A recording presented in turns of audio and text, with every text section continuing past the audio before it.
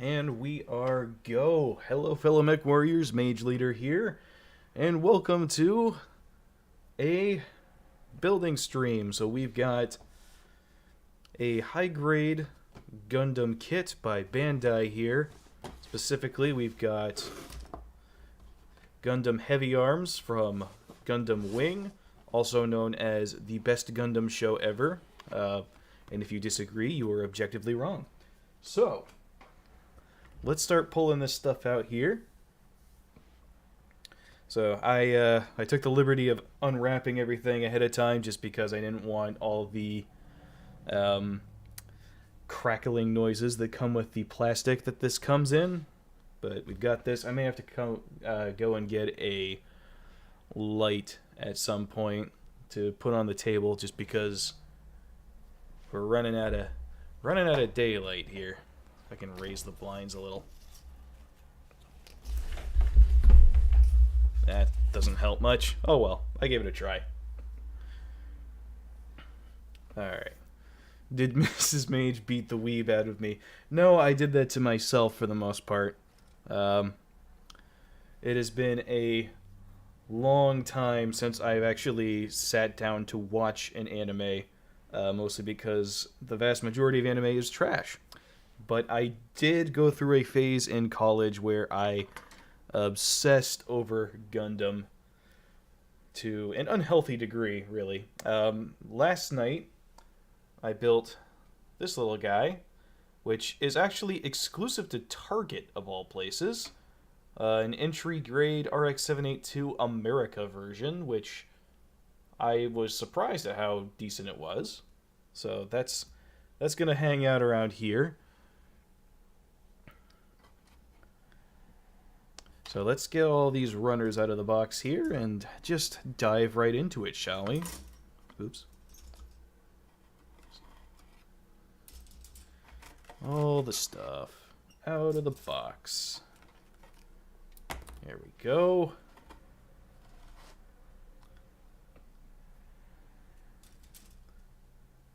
Okay. All the different things. I'm not going to use a lot of the color correcting stickers. Probably what will happen is off camera I will paint the details. I know that the chest piece in particular on this kit isn't colored properly, and I just can't bring myself to use these blue stickers to do that. Same for the thrusters. I'll paint those yellow. At some point, I probably won't do it like actively on stream just because that's a mess, but I'm not going to use a ton of the stickers. I'll use the ones for like the head cameras and whatnot. And then we got the instruction manual, because real men read the directions. Okay. Without any further ado, let's unfold this ungodly abomination and just get right to work, shall we? Alright.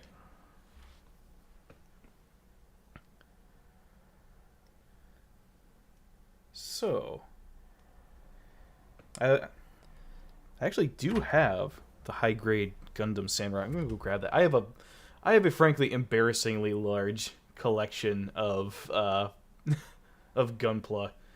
Most of it's master grades because those are the most fun to put together. But I do have a decent number of high grades as well, and a couple of real grades though.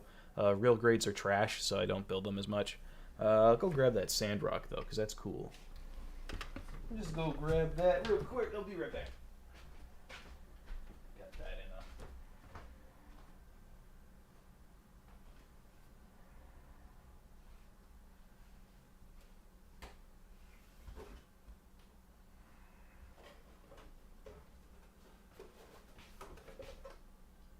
a... Oh, he's not in his box.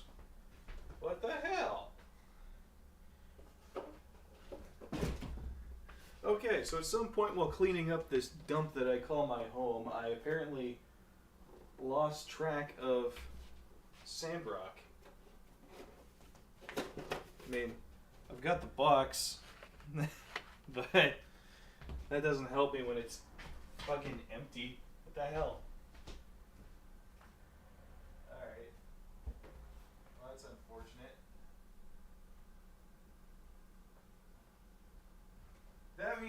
probably packed away in one of the other boxes, and I'm not going to dig through every single Gunpla box that I still have to try and find the one. I shouldn't do that. Yeah, no, I've tried the newer real grades as well, and they're just not good because they're real grades, and the idea of building a master grade at 1/144th scale is just not going to give you very good results. And master grades are the epitome of fantastic Gunpla, and it doesn't get any better than that. And yeah, that's just how it is. So anyway, I do love the high grades though. High grades are fun to put together. I was really impressed with this entry grade here. Like, it's better than a lot of the older high grades I've built, and it went together super smooth, super quick. Yeah, if I wasn't panel lining everything, then I probably could have finished it in like an hour, but it took a little longer because reasons. I don't have a very big desk, so I don't organize my runners very well. There's going to be a lot of sifting through those and stuff. The one drawback to this kit in particular is all this red plastic. And if you build Bandai kits, you know that the red plastic, the blue plastic, green plastic in particular tend to be really really annoying when it comes to like nub marks. So that's we're just gonna have to hopefully, it's gonna take a little bit of cleanup to make these look okay, but we'll just start cutting shit. And already we've got something we should be panel lining because there are guns on this piece, because this is Heavyarms and it has guns fucking everywhere. So we're gonna do that real quick. And there's gonna be a lot of use of the hobby knife, a lot of use of the Gundam markers.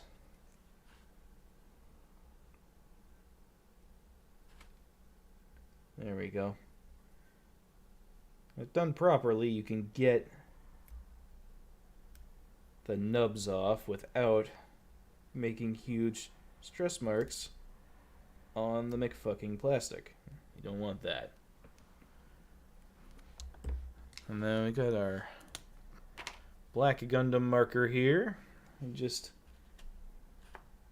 put a little dot right in the center of those. Give it the impression of being an actual gun barrel. And there.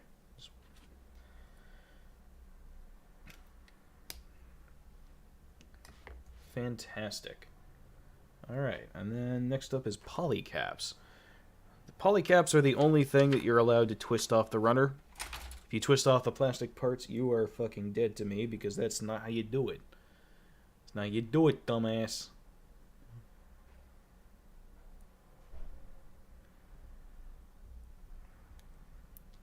So we got the typical shoulder polycaps, just like that.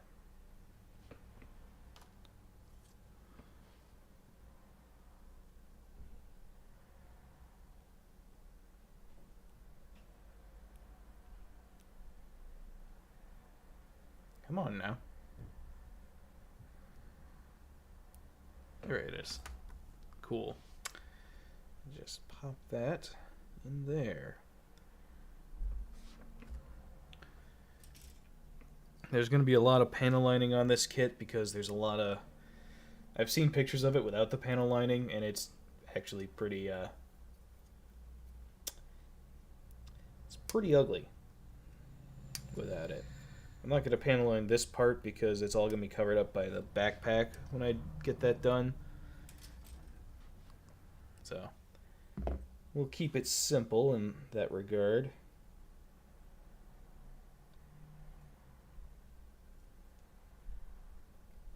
There we go. And we have our first joining together of pieces here. The first of many. And boom. There's a little chest piece right there. can see where there's going to be guns going on here, obviously, and then backpack going on there.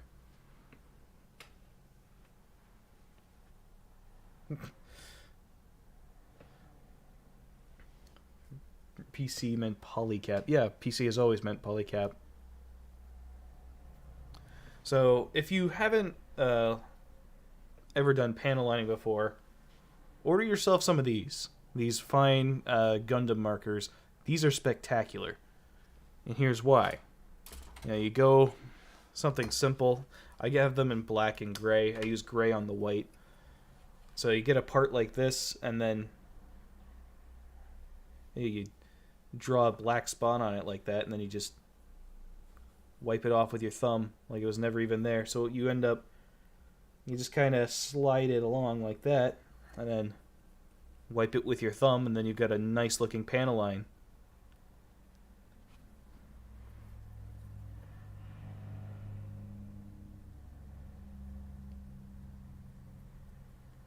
The price, I mean, for a little tiny marker like this, maybe like $5, depending on where you get it from. If that. Like, these are not expensive things.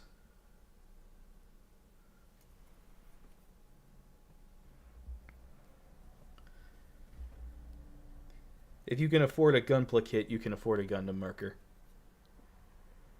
Anyway, I'm not going to sit here and panel line this whole runner. I'm still building the actual Gundam. Let's do that instead. So let's see, we need to go to runner D2, which is, oh, it's this one. And get the part number 25, which is this one.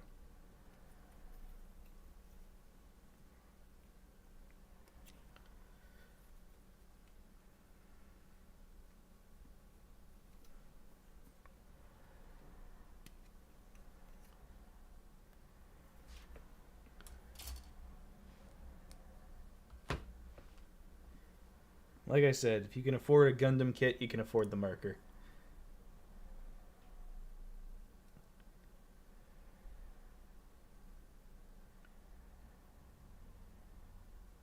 Sometimes craft stores also have really fine tipped markers that you can get. I used some of those for a while. But those actually tend to be more expensive than what you can just get from Bandai. Surprisingly, one of the few times that the Bandai option is cheaper. It'd be cool if there was Gunpla for BattleTech. Also, you'll use them on tabletop after building them. Well, I mean, there's Iron Wind. So, you know. If you really like being miserable, try putting together an Iron Wind miniature. And you will definitely have an interesting time, especially if you've been building Gunpla and you're used to all the nice things that Bandai gives you, and then you go and try and build a kit from someone else, and you realize, oh my god, I've been spoiled.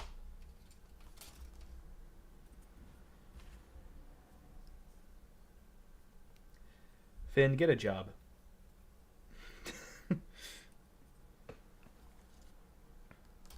That'll probably solve your money problems. Get a job and don't spend it on weed. You'll be all set to go.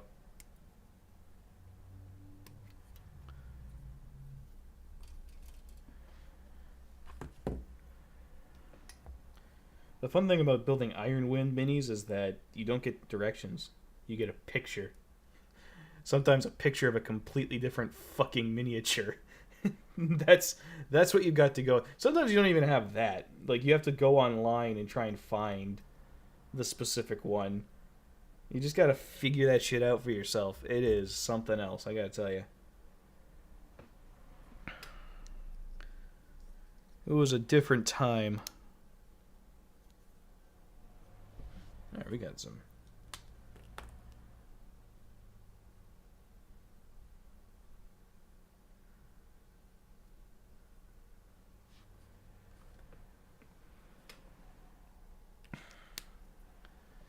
I don't recommend going for those older Macross kits. I have actually I have actually built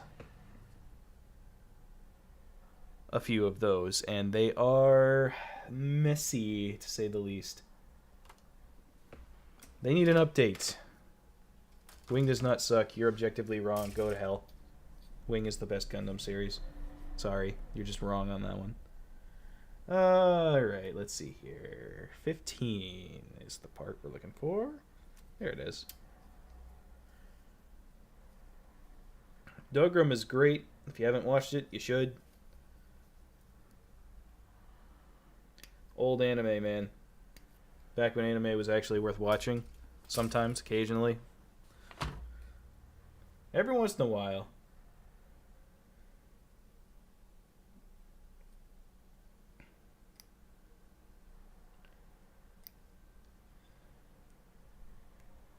Also, I have another hot take for you. Gundam Wing, better than Gundam 00.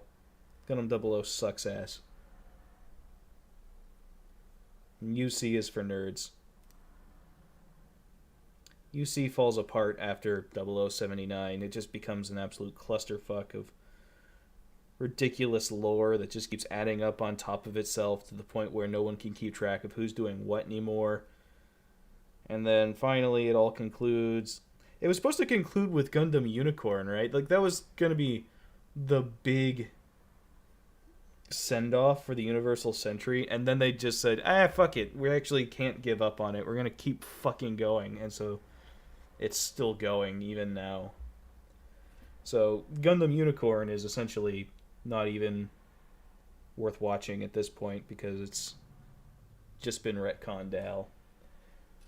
The absolute state of modern Gundam, I tell you what.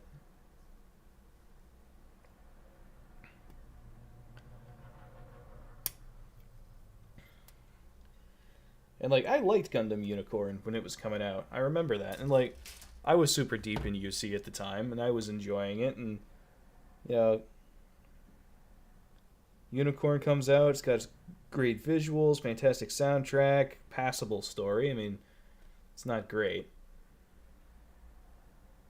But it's not terrible either, and it wraps up the UC fairly nicely, I think. But now they're just like, actually, that's not where we're going to end the Universal Century. We're going to do some more shit. And then they added, like, prequels for it, and then it's like, alright, fine. So you're just going to deflate it of all of its value. 0083 is okay.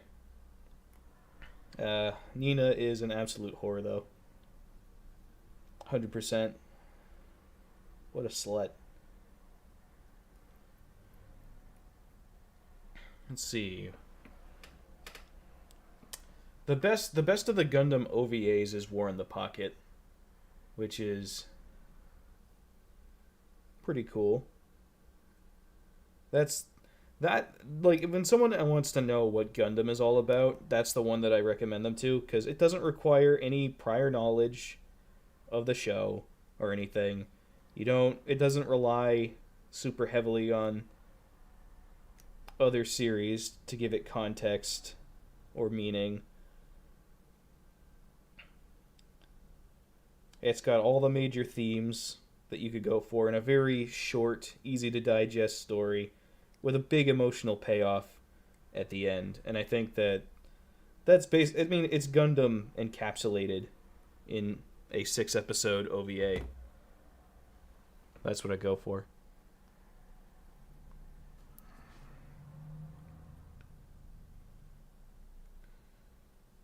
Alright, there we go.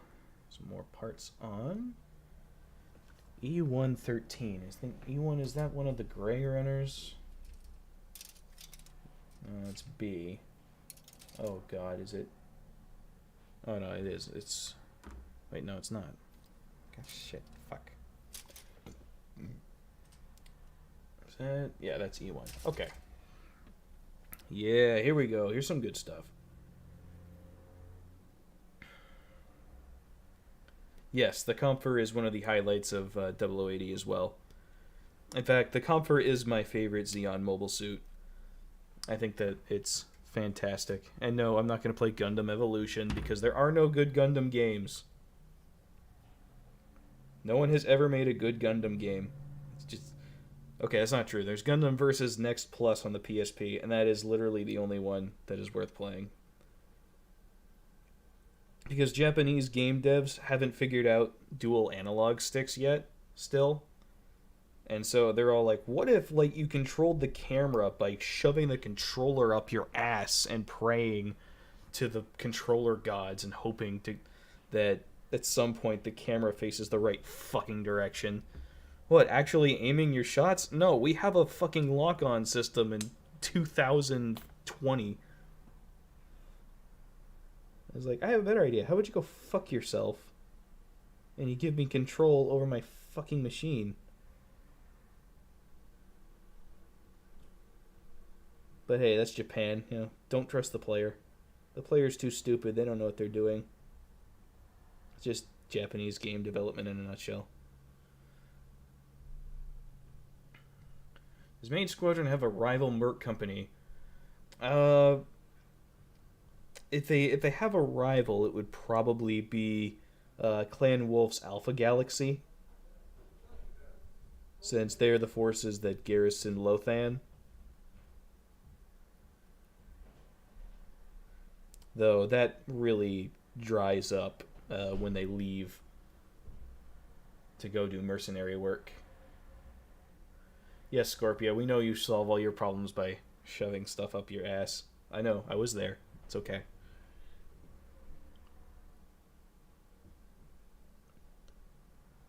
I have witnessed this many times.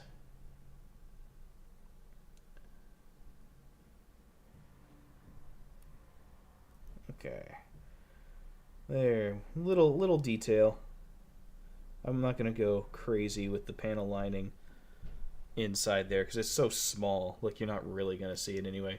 Opinion on Initial D. Initial D is pretty good. I mean, it takes them like 12 episodes to get to a fucking race, which isn't ideal pacing if you're telling a story.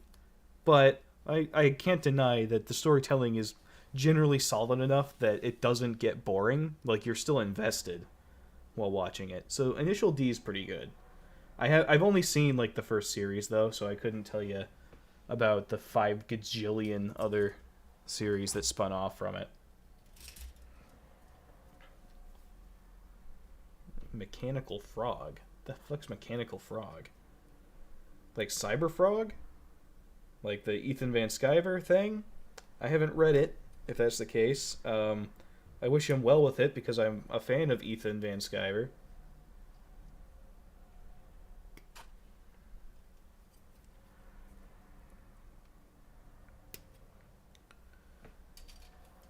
But I haven't actually read Cyber Frog.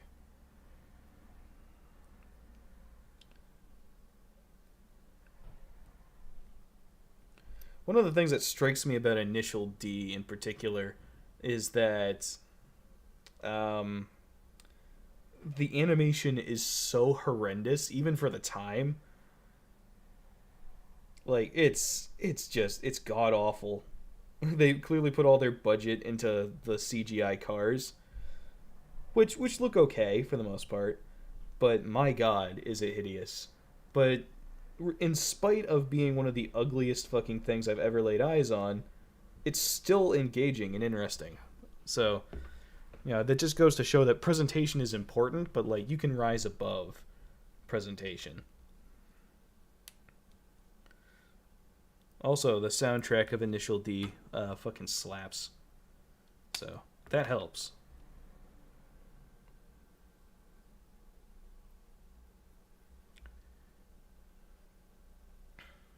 The only 3 anime I ever cared about was Zoid's New Century Zero and both versions of Full Metal Alchemist. Yeah, I saw Full Metal Alchemist Brotherhood, which I very much enjoyed when I was in my weeb phase, and I still think it's okay. I've come to the point where it's okay, you know, like, man, there was a lot.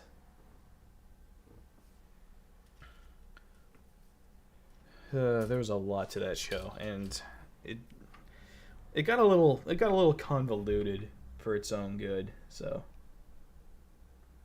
there's but it's a good show. I would recommend it if you're into weeb shit. I mean, fuck it. If you're into weeb shit, you've already fucking seen it. What am I talking about? Like, we've seen it.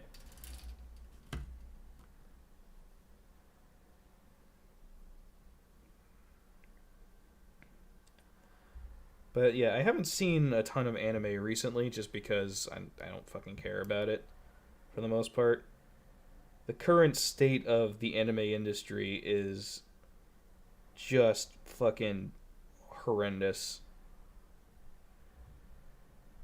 Some of the shit that I've seen. I think the last time I tried watching an anime as it was coming out was Darling in the Franxx, and oh my god. I so very much wish that I hadn't wasted my fucking time with that shit. What a horrendous fucking show that is. Oh boy. Let me tell you. That is some apex tier garbage, and I am just now realizing that it is super dark. And I should probably get a lamp or something. Yeah, I know. Darling in the Franxx. Well, the thing is, right, like, people were telling me that it was good. And, oh, it's the return of the mecha genre. And, like, oh, yes, it's finally back. And it's like Evangelion all over again. I'm like, all right, yeah, I kind of liked Evangelion. And then I watch it, and I'm like, this is like Evangelion from Wish.com. This is terrible.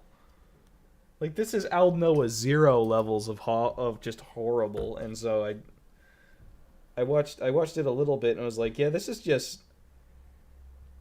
like in fucking Evangelion, you get the perv shots and fan service of 14-year-old girls, and at least you can kind of say, oh well, it's from Shinji's point of view, so it makes sense. And then Darling in the Franxx comes out, it's like, no, this is clearly just for pedophiles. So, wow, I think the neighbors are actually tap dancing upstairs right now.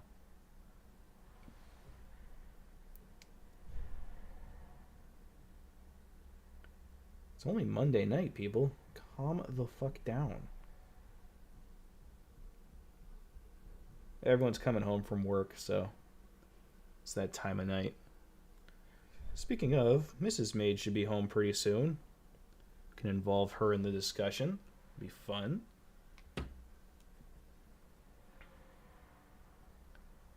Yeah, there we go. Little orange piece on the white piece. That's cool. So you're not recording a book. Oh my god. You would not believe how difficult it was recording that audiobook. You have no idea. You think you know. You have no clue. Like, fuck, dude. My apartment is right next to the fucking road, and it was still summertime, right? So, of course, everyone's out on their fucking motorcycles. And anyone who drives a motorcycle deserves to be executed, just straight up, because there's no fucking need to drive a vehicle that needlessly loud. You're just an asshole. And yes, that does include Razor Fist. Sorry, buddy, but no, fuck you. Motorcycles are terrible things, and you should be ashamed of yourself.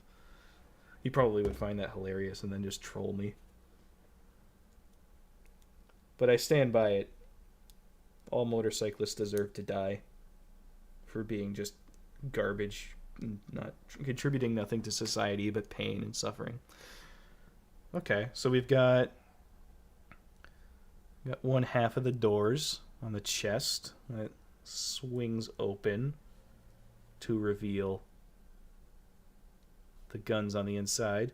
And then there's like these two chevrons kind of in the middle that should be blue. And they give you color correcting stickers for that, but like, no. I'm not going to do that. Someone's having a Friday early. Yeah, like, I don't get Friday anymore. Like, I work weekends now. So. But yeah, like, I live next to the road, so the motorcycles that go past are dudes in their fucking pickup trucks where they like modify them to be as loud as humanly possible and just drive and make their engines run like shit so that they make stupid noises.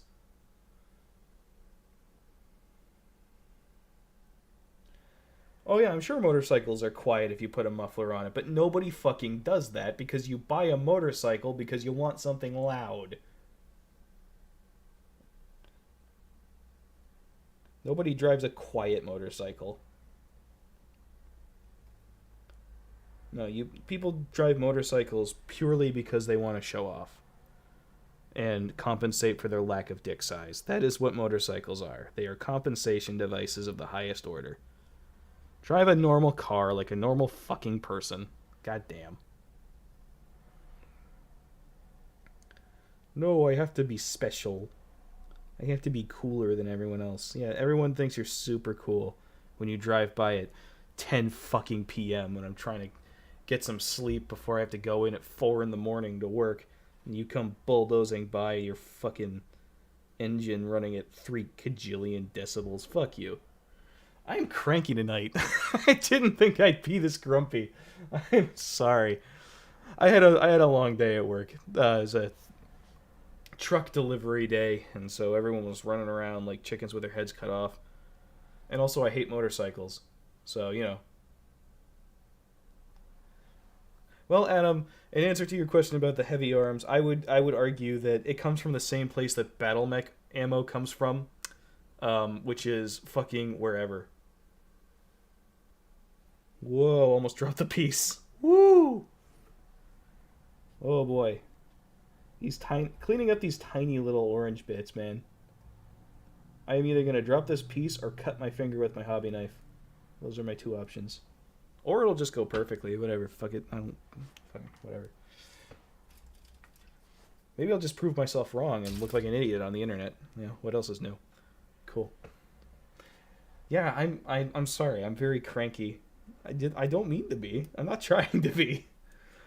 I'm building a Gundam. I'm in a good mood, I swear. But you guys brought up the audiobook, and that's just a painful set of memories.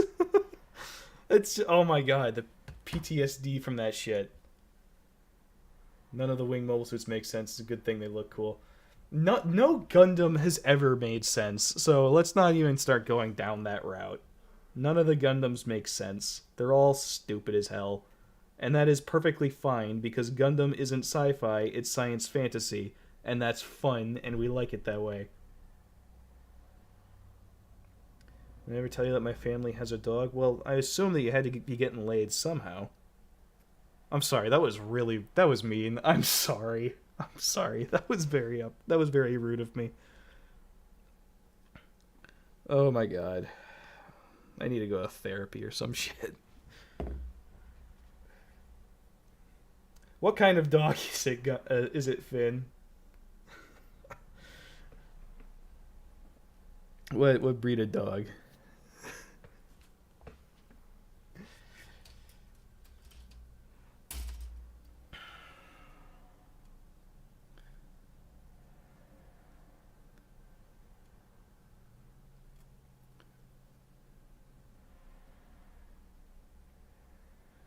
Mage Leader and Razorfist will now have a feud over motorcycles. Look, alright, motorcycles are far from the only thing I disagree with Razorfist on. Like, I agree with him on a lot of stuff, and I think that he's wonderfully entertaining. But he also likes metal, which is just such cringe. Like, the guy blusters around with so much of his excessive personality, and then is into all the compensating things that guys do when they realize that they're not actually as cool as they think they are. When they have, like, an inferiority complex. So, one of those things is motorcycles, another one is metal music. And that's just how it is. Yeah, there goes the chat. There goes the chat. Oh no, I attacked metal. You know, metal isn't music, it's just noise. It's noise that has a little bit of music in it, here and there. No, metal sucks. I'm sorry.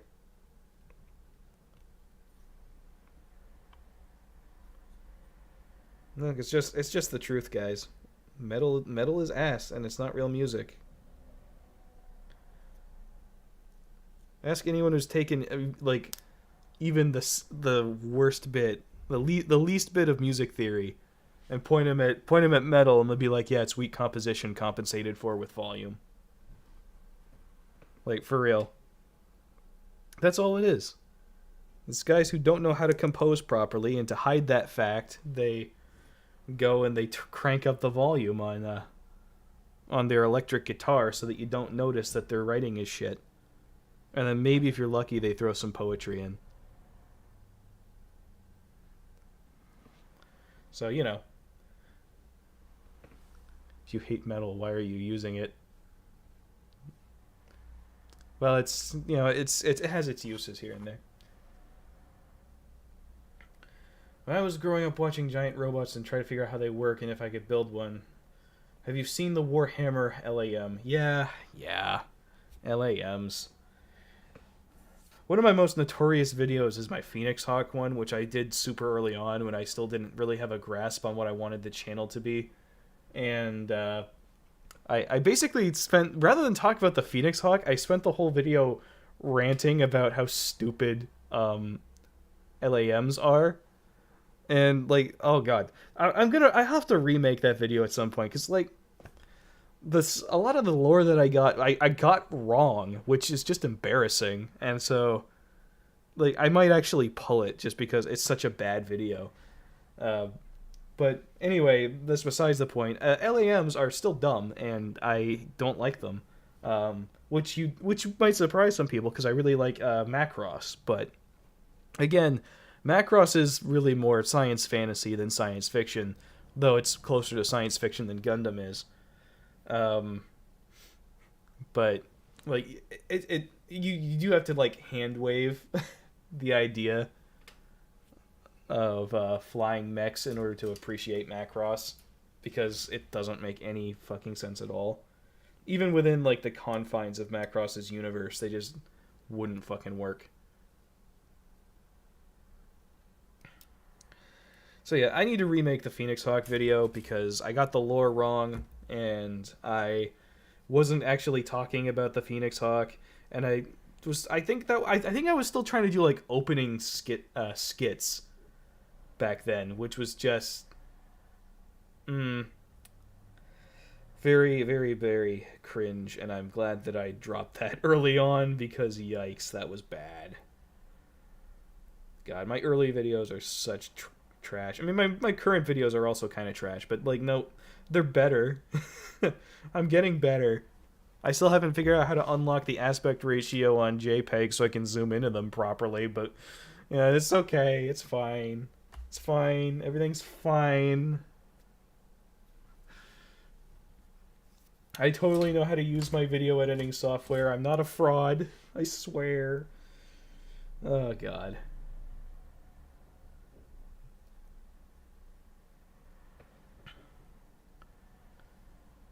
You mech warrior with Takeshi 69 on? What the fuck is Takeshi 69? I don't know. Your Timberwolf video is still more entertaining than Big Red's Urban Mech video. Now, that is a roast if I've ever heard one. God damn. You don't gotta... Why you gotta do my man like that? Woo! But yes.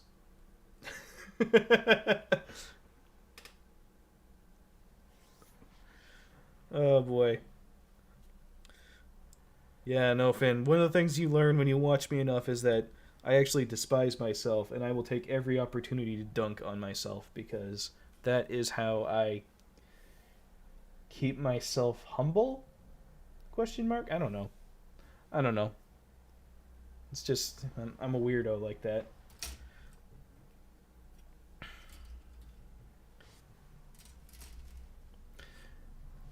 Yeah, Adam, that's what I meant. Like, Gundam is space fantasy, and like science fantasy, not science fiction. Yeah, and I've seen Char's counterattack where they save the day. They literally save the day with the power of friendship in Char's counterattack. Like, it's so dumb. And like that's like the most beloved Gundam thing ever is Char's counterattack, and it's one of the worst fucking things I've ever seen. I was like, okay, so you took Char Aznable, right, and you turned him into a madman pedophile, like character assassination of the highest order, and the day is saved not by any particular thing that makes sense. It's saved entirely by the power of friendship. What the hell? Okay, hold on. I need to go grab like a desk lamp because like you can't see shit on my table right now, and that's not how I want. And no, I do not want a bike. I don't know why you would ever assume that, because I am quite comfortable with the size of my penis, and I fully acknowledge that it's not super massive, nor does it need to be, nor do I feel the need to compensate. Some people just need to learn to be comfortable in their own skin, for real. Alright, I'll be right back. Yeah, motorcycles are dumb.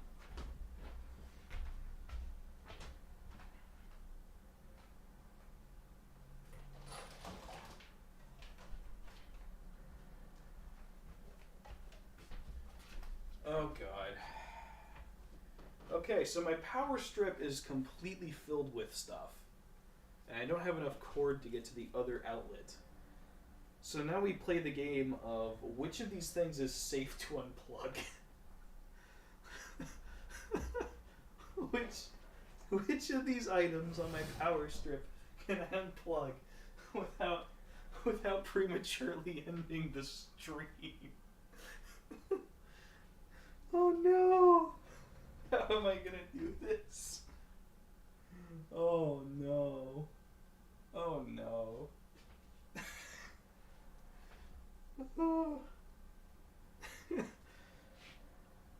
Oh god.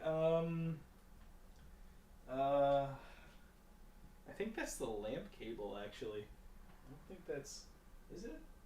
That's for like the ceiling lamp. So like, actually, no, I won't reach that. Son of a bitch. Crap. Crap ass. Ass crap. Balls. Alright, what's the fucking... Where does this one go? Oh, wait, no. Yes, there's one outlet hiding underneath one of the other ones. If I can just finagle it.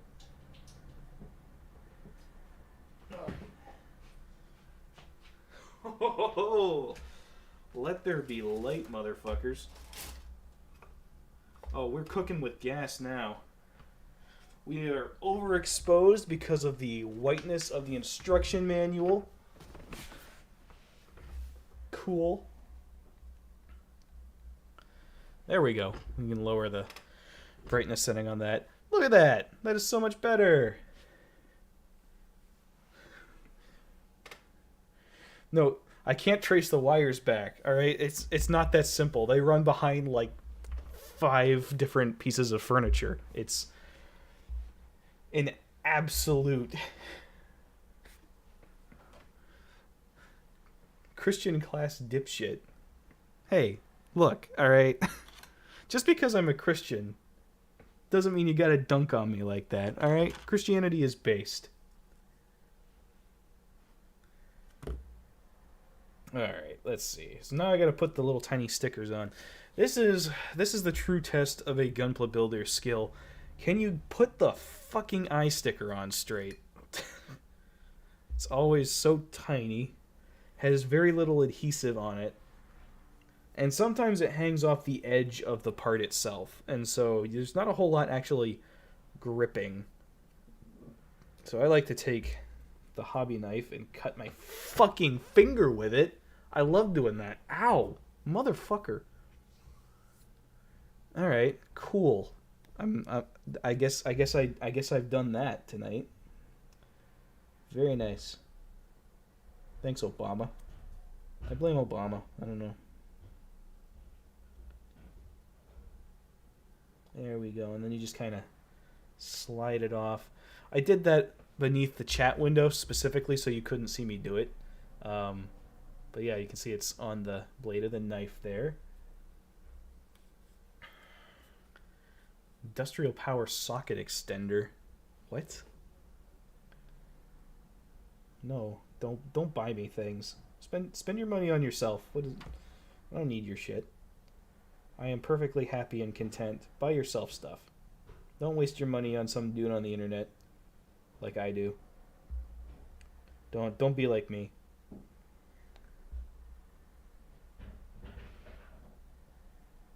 Ah, great. I guess it's time to renovate the apartment next door. What the fuck? They've got a rolling chair out in the hallway? What is happening out there? What the fuck is going on? I'm so confused. I've never heard that sound coming from there before. Alright. So we got the eye sticker on crooked. So, you know, that's exactly how it should be.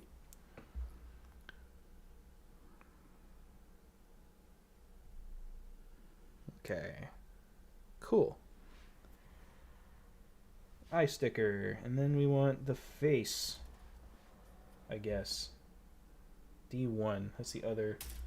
Alright, we've swapped runners because Bandai hates me. Yeah, D1. No, stop giving me money. Stop it. What even? Don't buy me stuff.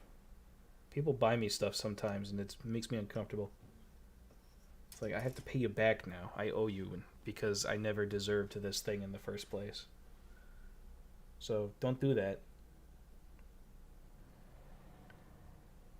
I appreciate the offer and the generosity, but also please stop. Don't do that. It makes me feel bad because now you have less stuff and I have more stuff and that's not cool. And I don't think I deserve that. I don't care what you say. I don't deserve it. I don't care what you say. Alright. I'm going to stick this little faceplate onto the face.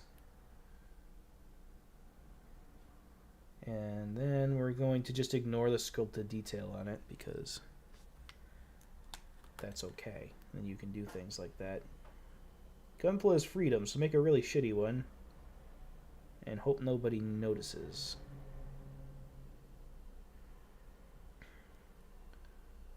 And just kind of fill in those channels with that marker and wipe off the excess. And that just brings out those face details. And then I normally use the gray marker on white plastic just so that the contrast isn't too strong. But I make an exception for the face grill because those are like deeper channels and I feel like those should be black. So I do those in black. Helps to keep them apart from like the regular panel lines. Oh my god. Oh my god, it's too thin for the marker to get in there. I have to like turn it. I have to finagle it again. I noticed some of you didn't like my use of the word finagle. Fuck you.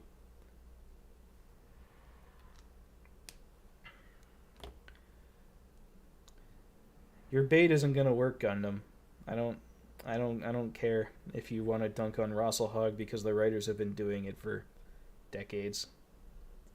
You can't tell me anything about Rosselhog that I haven't already been told by the people who run BattleTech. So there you go. Christianity is based. I told you already. That's all I gotta say on the matter. If you're not a Christian, then that's kind of cringe, bro, and you should be.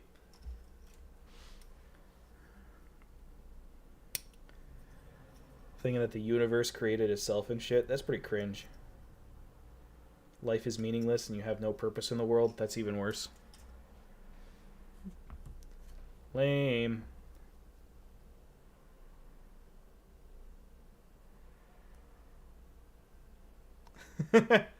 Locust Labs is playing Gundam Evolution right now. Saw that pop up on my Steam list. Woo!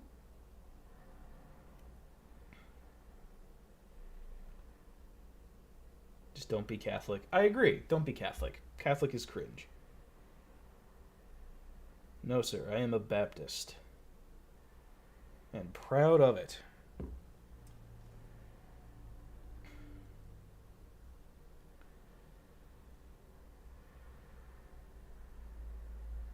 Of course she's salty and screaming. Hey, tell her I said to go fuck herself. She'll know what I mean by that. She's a good sport, except when she's not. I hope she screams as loud playing that game as I do when I'm playing MechWarrior Online.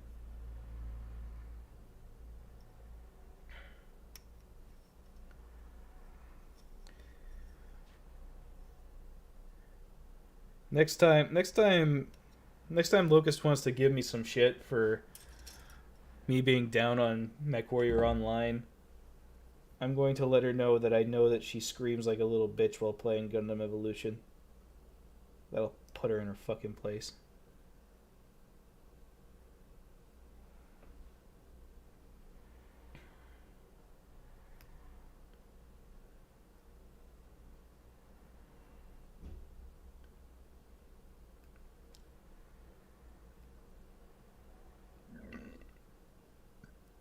Excuse me. Alright. There is a lot of detail on this.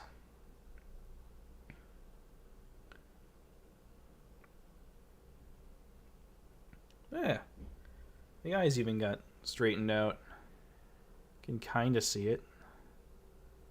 Yeah. It's not bad. Not bad at all.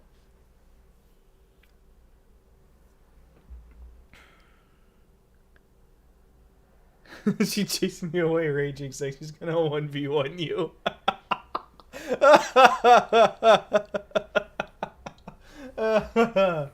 Oh. Woo! Imagine saying your religion is good while murdering people. I mean, what do you think that fucking Black Lives Matter does on a daily basis? Assembling 223 bolt carriers and my fingers hurt. Oh, man. Sucks to be you. Though cool that you're working on guns. Very based. Very, very based. Let he who hath no rifle go out and buy one. Boogalonians 316.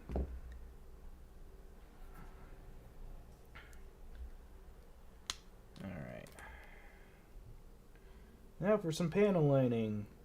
This is like the majority of what the build is going to be. Like, I haven't even finished the bust of this guy yet.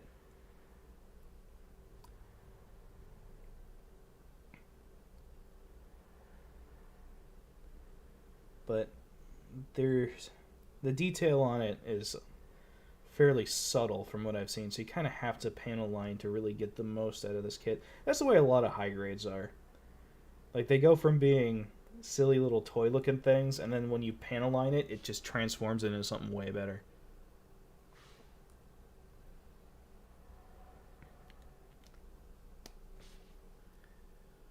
Too bad we couldn't have a really good MechWarrior game. Maybe a mix of the first Mass Effect and the Mech Control MechWarrior 5. Yeah, that's what I'm thinking. Like,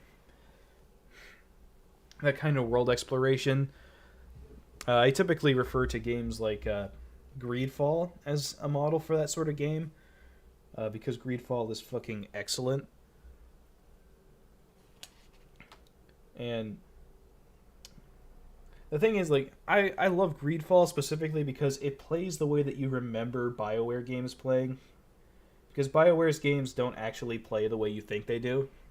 They're close, but like, they have limits. And then Spiders comes along and makes like those types of games, but better than BioWare did. So I describe them as, like, remember how you remember Mass Effect playing is how Greedfall does.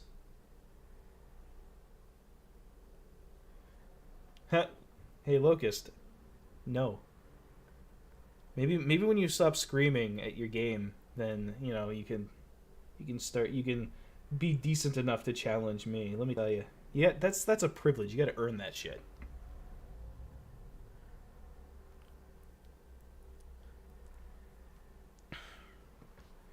Of course your wife likes it when you go riding on your motorcycle because it's the only way she can get a sense of the big dick that you are compensating for.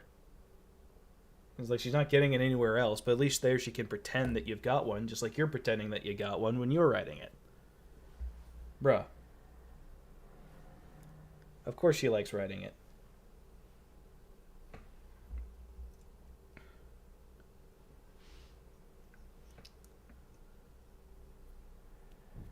Yeah, I remember rage quitting Transformers. Yeah. Yeah, my proudest moment. But in my defense, that final boss is bullshit. And always has been. It's terrible.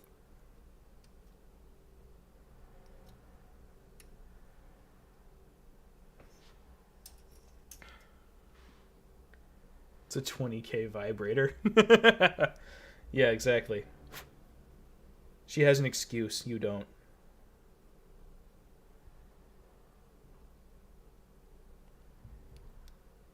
My nephew, for some reason, liked the Draconis Combine because it's red. Well, find him a mercenary unit that's red, and then don't let him grow up to be a weeb. Come on now, you know better. You know better.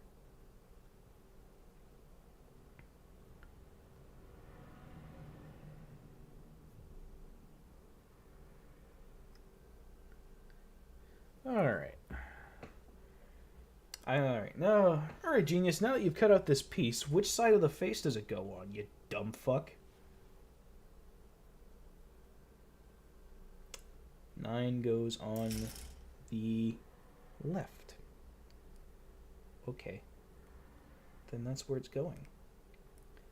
And you guys are just gonna have to fucking deal with it. There we go. Beautiful.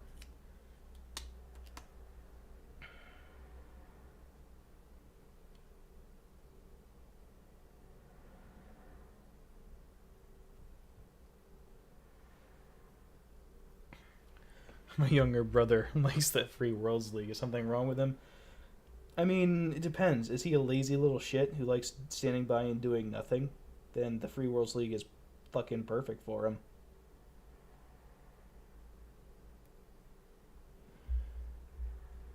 It's possibly the only faction less relevant to the overall plot of BattleTech than the FRR. Like,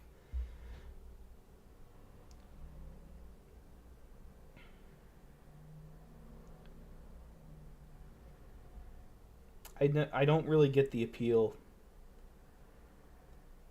outside of, like, if you like the over political bureaucratic nonsense angle, then sure, I guess, but I think that says a lot about you as a person. Like, why are you into this shit? It's like having a foot fetish. Like, okay, I get that that's what you like, but, like, it's not okay that you like that. It's objectively wrong, and you should be ashamed. Yet another thing I disagree with Razor Fist on. I don't get the appeal of the Free Worlds League. I just don't. Like, you like being on the sidelines of the setting and never doing anything? And just sitting on your hands and being stuck in committee all the time? That's fun to you? Alright. Cool, I guess.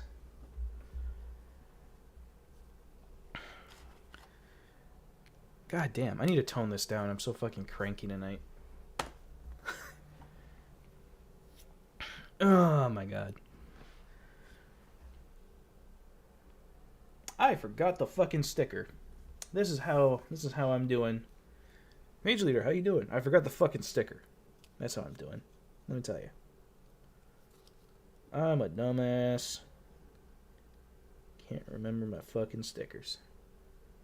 There's nothing wrong with the Torians. I mean, outside of the fact that their fan base is pretty cringe. But that's not their fault. My only problem with the Torian Concordat is that they've people who like Tex but know basically nothing about BattleTech have adopted them because Tex likes them more so than them actually being a cool faction. And like they are a cool faction if you read the actual lore. But the actual lore and the Tex memes are two very different things. Which isn't Tex's fault. Like Tex is making a joke and being hyperbolic for comedy. But like there are people who take that way too seriously and they think that that's the actual lore behind the Taurian Concordat. So that's my only problem with the Taurians. It's not them themselves. It's just it's become like the thing to do in BattleTech. You know, which periphery nation do you like? And everyone goes for the Taurian Concordat. Space Texas. Oh, yeah, nuke everything that looks at us funny. Yeah, nobody can invade us. And like, oh, you haven't read the lore. Cool, good to know.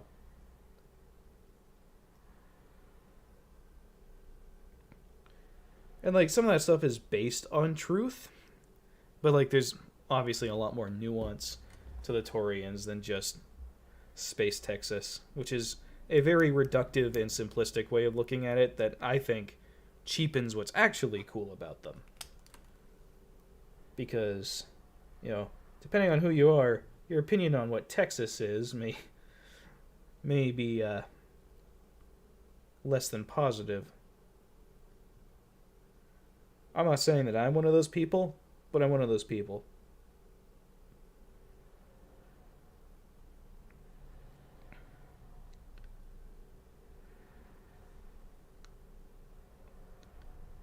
I'm kidding. I don't have a problem with Texas. Just Texans.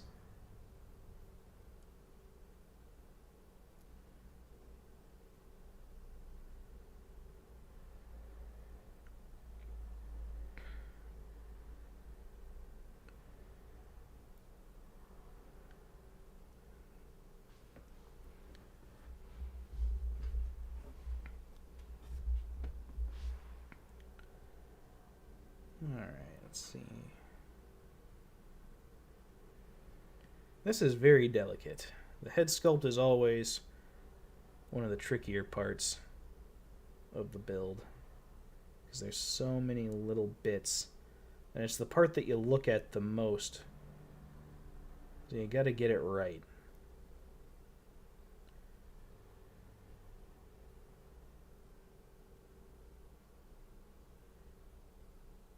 Oh god, Canopus. You wanna know another faction that's been ruined by memes? Fucking Canopus, man. Swear to God. That's another faction that nobody seems to know what they are. Like, especially the people who follow it. Like, some people seem to know. But it's become, like, it's the default place that people go when they don't actually like reading the lore, and the only book they've ever read in their whole lives is Harry fucking Potter. And but you know the type I'm talking about. Like the utter cringe that comes out of Sig Marxism. Where do they always go? They always go straight for Canopus. Because you can be gay in Canopus, and they're a bunch of weird sex perverts, and that's what they like. Oh, total freedom. You can do whatever you want. Yeah, if you're a woman.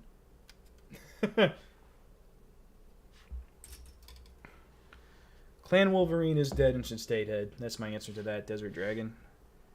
They died. They should stay dead. They should always be this nebulous thing off in the background where it's like, oh, maybe. We don't know what happened to them. When you answer the question, it's no longer interesting. And then they're just kind of there, and they're not... They become less cool when they're actually around.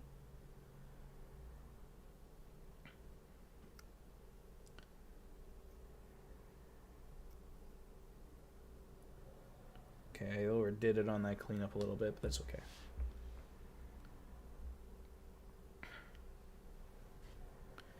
Yeah, I agree, Ghost. Yeah, when people go for Canopus, it's usually just because they're like, "Oh, look at me! I am pissing on your thing.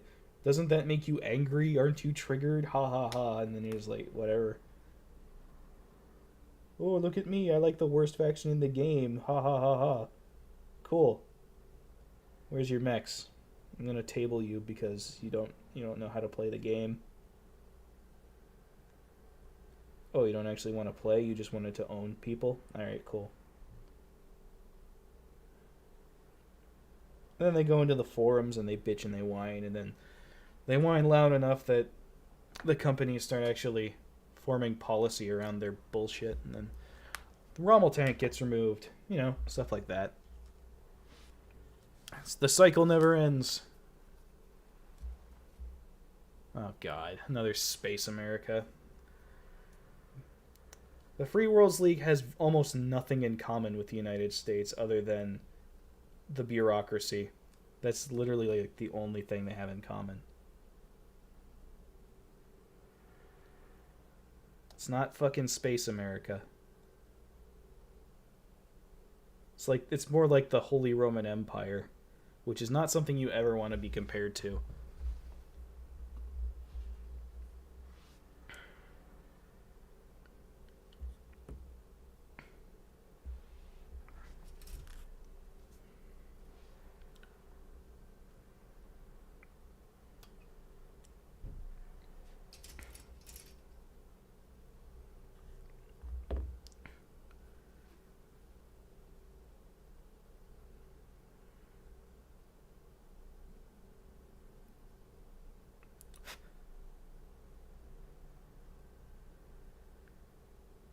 Alright, we're about to put the V-fin on this bitch. Now, I always cut the safety tabs off of the V-fin on high grades. And that's mostly because they're ugly and don't belong.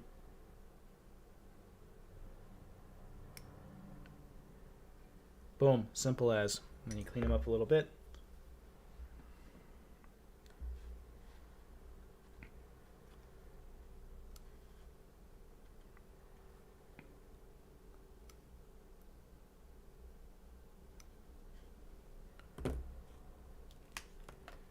A little panel lining around the central diamond there. No, the Marian hegemony is not the Holy Roman Empire. It's the Legion. It's Caesar's Legion.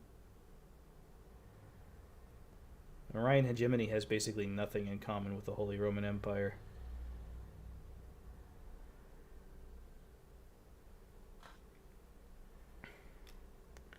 And when you look at BattleTech lore, you gotta look beyond the memes. The memes are fun, but like, the memes assume that you know something about the lore going in. And if all you know about the lore is the memes, then you don't know the fucking lore.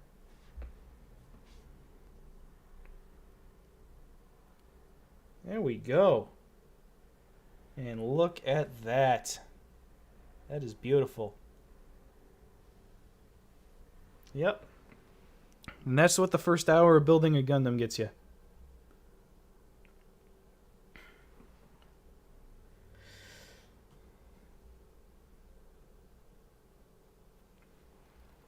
Well, yeah, the Marians lose to everybody because they're the Marian hegemony, and they're really just a bunch of space pirates who are pretending to be Roman.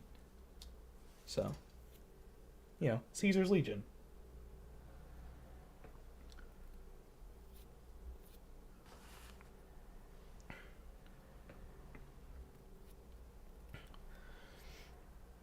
What was your favorite house in BattleTech?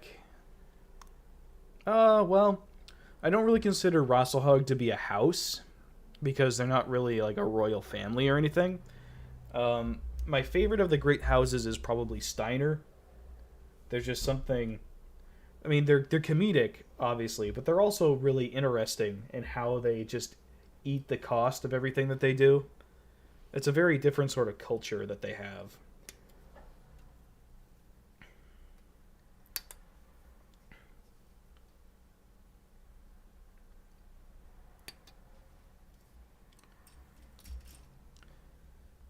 I don't know, Adam. I wouldn't compare it to the memes of the MCU because everybody's seen the movies.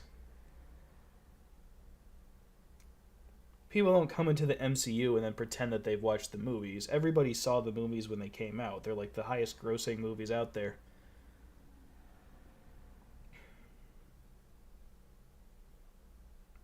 Maybe in about like 20 years or so, when the MCU finally fucking dies, people will come into the MCU and then they'll just pretend to know it. Like what happened with Star Wars, where people didn't actually watch the movies.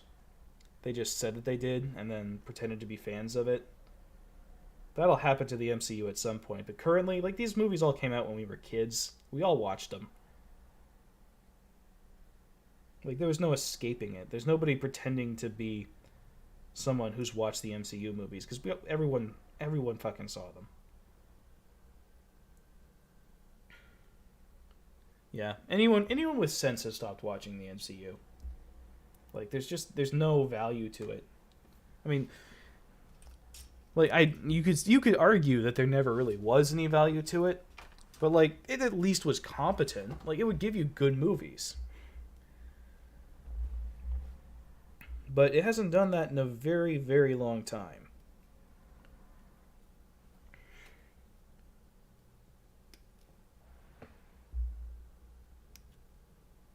All right, there we go.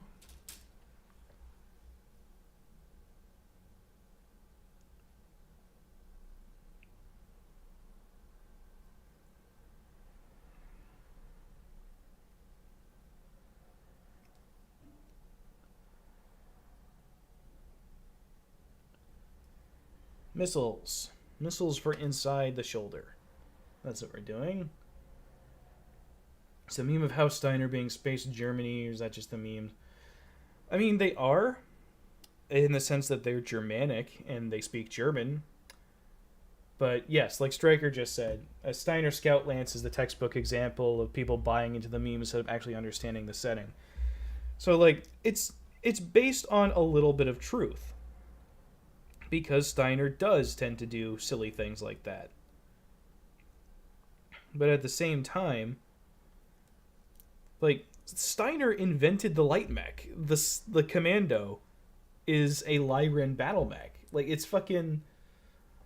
They invented the very idea of scouting with light mechs. And yeah, they tend to throw big mechs at problems to make them go away, rather than actually, figuring out a strategy, because they can just eat the cost. But they're not sending atlases out on scouting missions, because that's moronic. And Steiner, while they have their moments of incompetence, they're not stupid. Like, they're not brain dead. They're capable of basic human thought.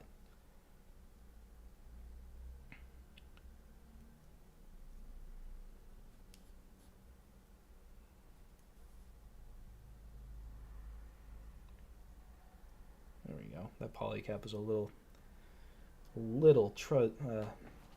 touchy there, trying to get that in.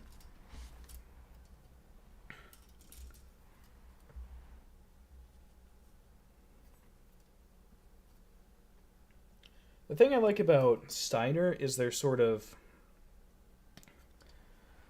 I guess, aristocratic sense. I think that they feel like a proper 18th or 19th century European power, which is something that I've always found interesting and fun when, looking at history or historical fiction. Like, one of my favorite scenes in all of cinema comes from the movie Waterloo, and it's the ballroom scene before everyone goes out to fight. That sort of window into another world where everything is so weird and high society is really neat to me. Like, I'd never want to live through that, but it's just such a weird way of people acting, An entirely different set of rules and mannerisms. And Steiner's got that. And I think that's a really cool thing about them. I like that.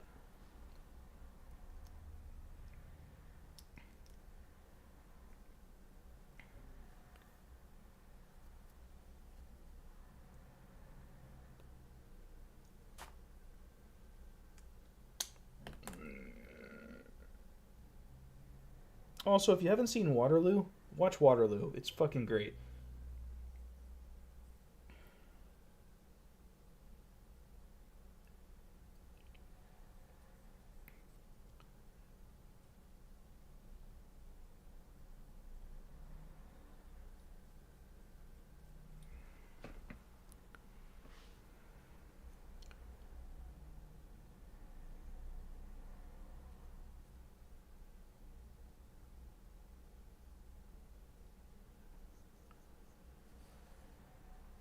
I'm doing basically all of my building out of view, I've just noticed. So that's cool. Yes, Zulu is also a pretty good movie. I agree.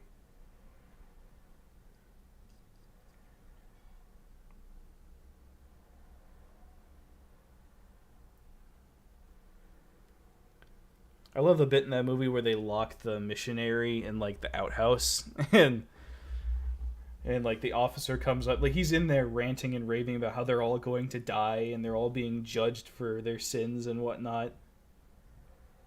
And finally, like, the officer comes up and says, "All right, you'll be quiet now. There's a good gentleman. You'll upset the lads." And it's peak British, and I love that. It's so funny. British people are weird. Again, what would be your favorite Gundam series? Gundam Wing, mostly, you know.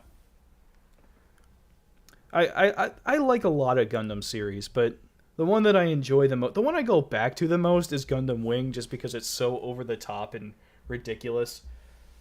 And honestly, I think the story's underrated. I think that a lot of people write it off because there's so many silly scenes in it.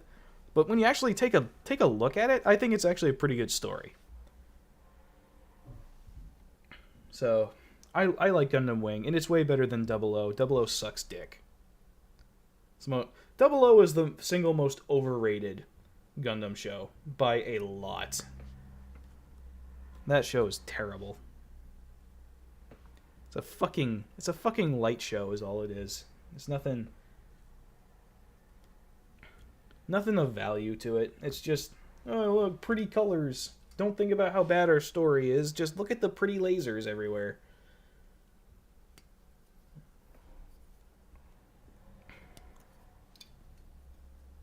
And then there's like one likable character, which is killed off in the first season. So, you know, the show just becomes insufferable after Lock-On dies.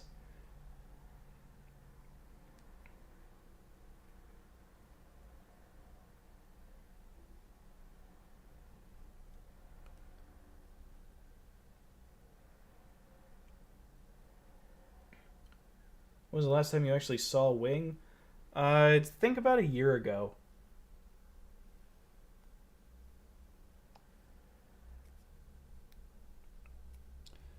Every once in a while I'll go back and I'll rewatch it and I'll watch Endless Waltz again.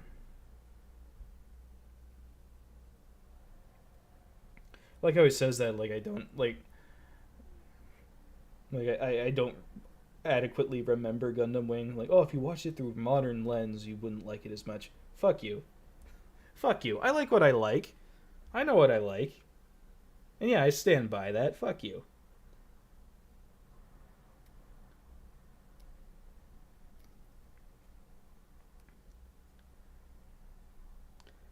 Ooh, there's another topic I can rant about. So, like, okay, Gundam Wing, right? Gundam Wing is a show that has several interesting mech designs in it. I'm sure I don't need to tell you that, because you have eyes. Now, the thing about that is that the designs don't get model kits very much. Or they didn't when I was building. They started putting out master grades of like the actual TV versions more recently. But for a long fucking time, the only way you were getting a Gundam Wing master grade kit was those god-awful Endless Waltz redesigns. And this is a hill that I will die on. Hajime Katoki is a fucking hack. The dude has made his entire career out of taking designs somebody else made, making minor adjustments to it, and then pretending that it was his all along. He has his own line of model kits that suck, by the way. Every single Verka I have ever gone anywhere near sucks dick. The designs look like ass, and are almost always inferior to the originals. And, like, people are like, oh, but he did the designs for Unicorn. And, like, yeah, the Unicorn designs, the ones that are good, are just old designs that he's added some spiky bits to and called his own. Like, the Unicorn Gundam is just the RX-782 with a bigger V-fin and some spiky bits. Let's be real. I can and have ranted on that topic for hours at a time, but that's the Cliff Notes version of it. Hajime Katoki is a hack, and he does not deserve his own line of Gunpla. And I think that if he were to cease to exist, things would be better overall in the world. There's another hot take for you. I know. I can't find anyone else who agrees with me on this, and I don't think it's that controversial. Like, it's so obvious that the guy has made a career out of other people's work and just doing minor things to it. And then people just worship him like he's the second coming of Christ. I don't get it. But apparently I'm the one who's weird, because everyone loves Hajime Katoki. He's not a great mecha designer. He has never designed a mech. Not once has he ever designed a mech. He has only ever tweaked an existing design. He's not a mech designer at all. He doesn't design mechs. Ever. His entire career is making minor adjustments to other people's mech designs. That's not being a mech designer. That's being one of those Twitter artists who come along and say, I fixed your art for you. That is what Hajime Katoki is. There's the rant. I know you guys wanted it. There it is.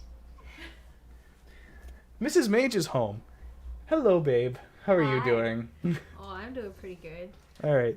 So, here we are doing stuff, and I'm building a kit. And I noticed.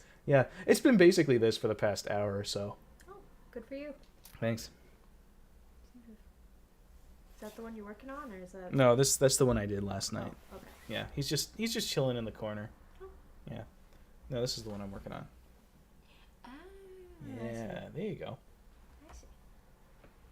Oh, how would you do that then? Okay. I'll be over here. Well, you can join in if you like. I'm sure the chat has some questions for Mrs. Mage. Oh no. Can move the chat window over to where you could actually see it. There we go.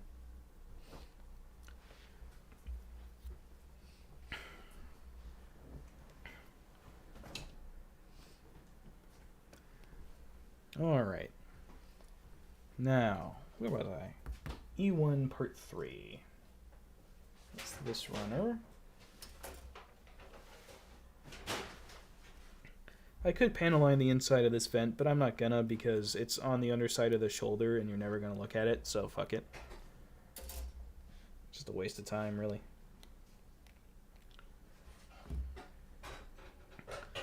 Who would be your favorite mecha designers? Oh, I don't know. I don't really play favorites. If I like a mech design, I like a mech design. And like every mech designer has his good series, his good work, and his bad work. So, honestly, I judge mech design more by individual show, because a lot of times the art style is dictated by a director as much as it is the mech designer. So, like, you kind of have to take it one at a time when it comes to that sort of thing.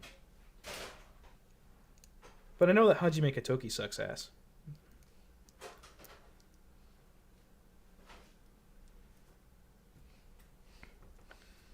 Alright. There we go. Little vent there on the underside of the shoulder.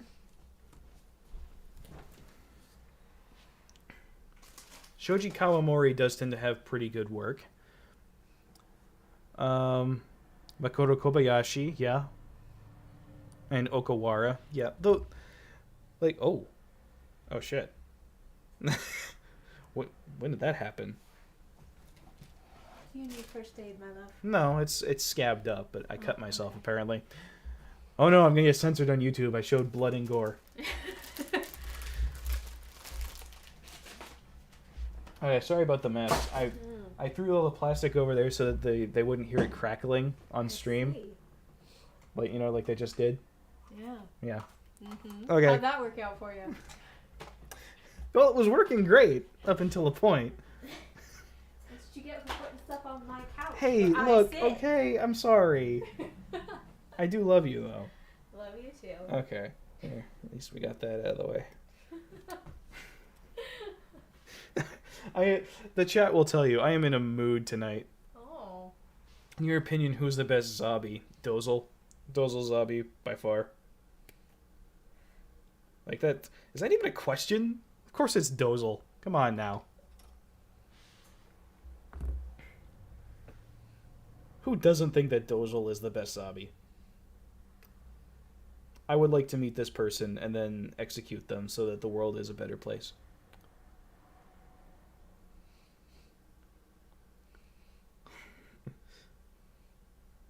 Votoms is great. I haven't actually watched Votoms. I've only heard good things about it, but it's one of those things that's in the backlog.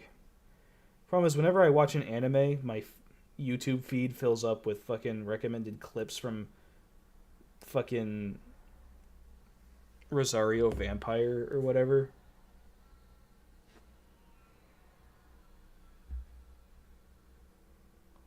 What the fuck is that? It's a teacup. Oh. Alright, our tea kettle is farting. So that's a thing.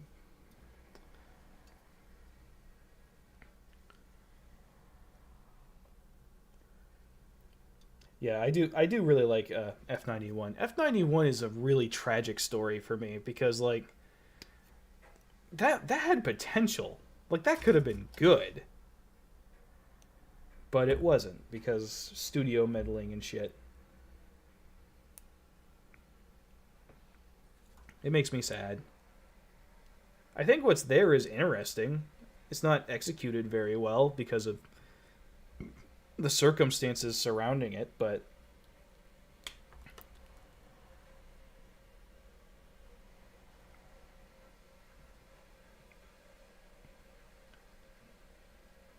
it could have been good.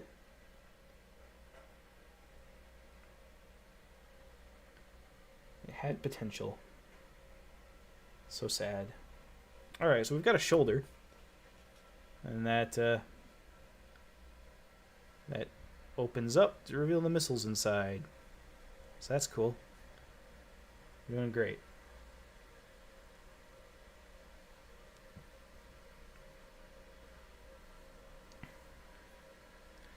Yeah, I agree. Gundam F91, I recommend Gundam F91 if for nothing else for the animation, because it is a gorgeous movie. Some of the detail that they work into the, especially the character work in that is fucking ace.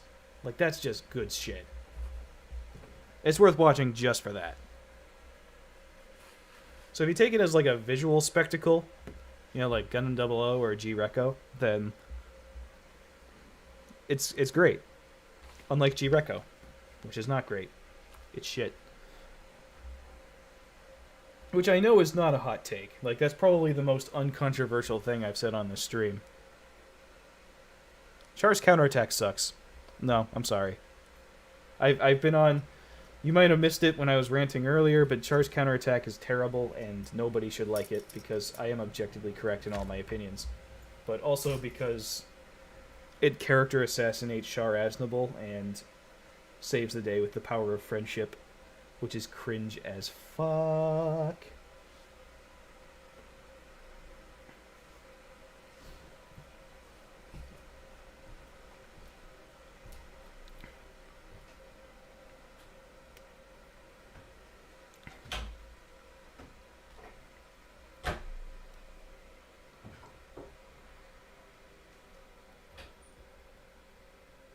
Char Aznable's like, I want to blow up all of humanity. I want to cause the apocalypse because I am evil now, I guess. And then he's doing all that for some reason. And then they're also like, oh, yes, he also likes little girls. And then they play up that angle super hard throughout the film. And basically everybody acts like an idiot the whole fucking time. It's very frustrating to watch because everyone's being stupid as hell. And everyone acts so stupid that it eventually reaches the point where the plot has to be saved with Deus Ex Machina because it's so absurdly dumb. Like even the start of the movie is moronic. The guy publicly announces that he intends to crash an asteroid into the Earth. And so what is he what do people do? They successfully negotiate giving him an asteroid. And it's like fucking goddamn. Oh my god. No, Char's counterattack is horrible.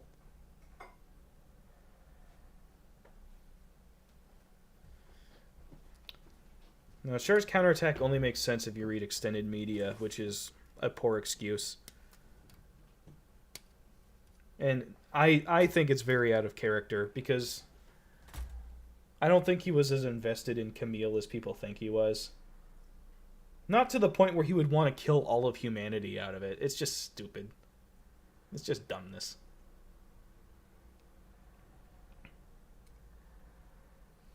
But the premise makes no sense, the plot makes no sense, and the climax of the movie is the power of friendship saves the day, so fuck off. Like, fuck off, movie. At least it's better than Awakening of the Trailblazer. Holy fuck, what the hell was that movie? You know, talking about a movie that ends with Deus Ex Machina? Fucking Trailblazer, man. Setsuna, you made them understand. And then there's just a giant flower in space, and I guess the threat is gone and over now? Okay. And now the 00 Quanta is made out of flowers, I guess? Alright. Also aliens in Gundam. Bad idea. If you want to know why aliens in BattleTech is a bad idea, look what happens when Gundam tried it. It was awful.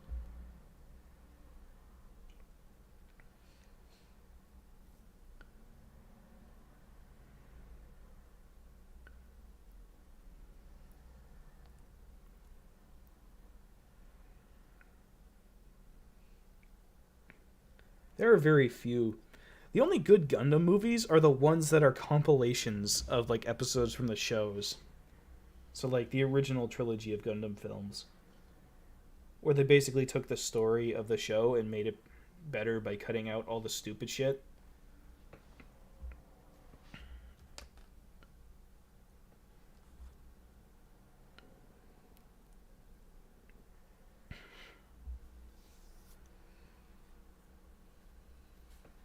Alright, gotta put the knife on now.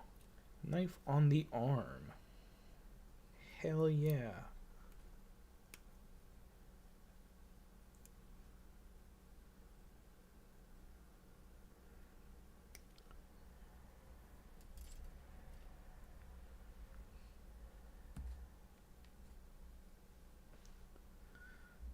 Do you agree that the Gundam Unicorn attack on Torrington base was just Xeon fan service? I mean, yes, but also it fucking worked because I enjoyed that scene. Like, it doesn't make a whole lot of sense, but and that's one of the few times where I let Rule of Cool decide. You know, all these old Xeon mobile suits just kind of popping up and then getting to kick some ass one last time. I mean, let's be real. Gundam Unicorn is less of an independent story and more of like a love letter to the Universal Century. So yeah, it's gonna have some fan service stuff like that, and I think that's not only fine, I think that's good. Like that's what you want from a show like that. It knows what it is and it does it. So, and that's why I liked Unicorn so much. It was like a swan song for the Universal Century until they decided, no, we're going to keep going with the Universal Century because that's where all the money is. And then basically robbed it of all of its value.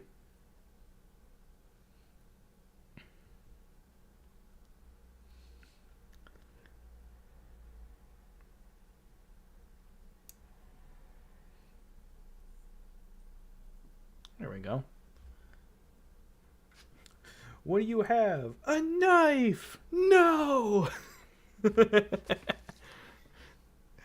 uh,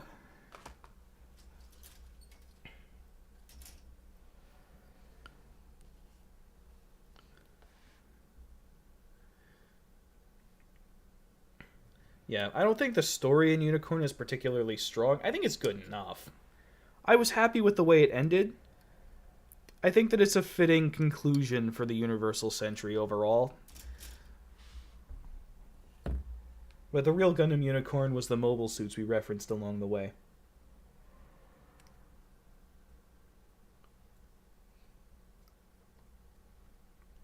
And that soundtrack, my god.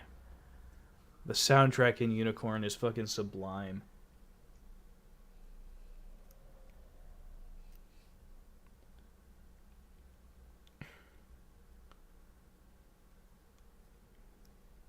Nobody's played Xenogears. Don't be such a weeb. Come on, people are watching.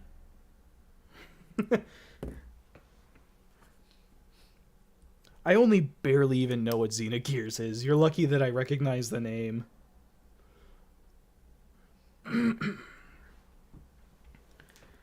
Man, just outright admitted to playing Xenogears. My god. What is this world coming to?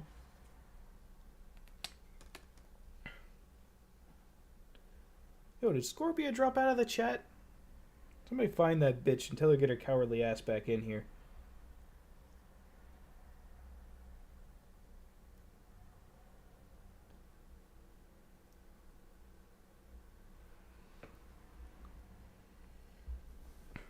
Do you agree that a lot of the Xeon Aquatic mobile suits were extremely silly looking?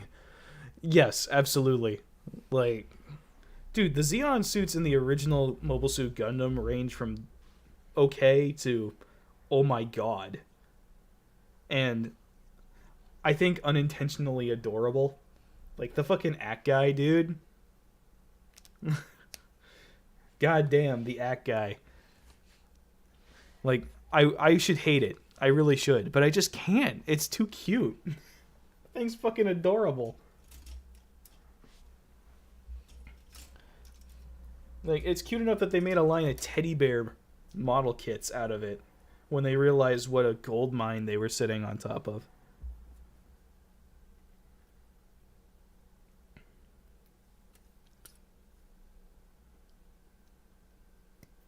Yeah, no, the act guy... I mean, there's the GOG and stuff and all the other various what the fuckeries. Not as bad. Not as bad as the aquatic designs from Gundam Seed, though. You want some fucking... Like, Gundam Seed literally has, like, Patrick Star as a mobile suit. Like, a fucking starfish mobile suit. And, you know, I don't even hate Gundam Seed like most people do. I think that the original series Gundam Seed on its own is actually decent. Most of the problems come from Seed Destiny, which took the good parts of Seed, chucked them out the window, took the cringe parts of Seed, and then turned them up to like fucking 11.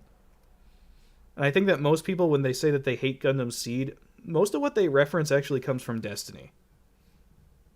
Which is basically a whole other show that I refuse to acknowledge the existence of. That's the point where Kira really starts... He already had some Mary Sue in him originally. I think that it's justified well enough for the terms and themes of the story in Seed. But he did have a lot of Mary Sue vibe to him. And then Destiny, he just straight up becomes a full-on Mary Sue who can do no wrong.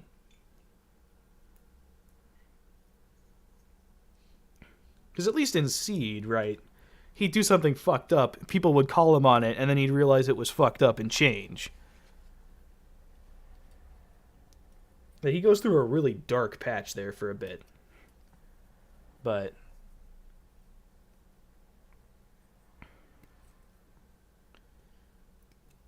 no, like, Seed Destiny just turns him into a fucking godlike being. Which they'd already started in, like, the second half of Seed, to be fair, but... it gets so much worse. But yeah, the mech design in Seed is just awful. Outside of, like, the Strike Gundam, which I really like, the mech design in Seed is really fucking terrible. Like, everything for the Aegis Gundam, the Justice Gundam. I don't even like the Freedom Gundam. I think the Freedom Gundam looks pretty stupid.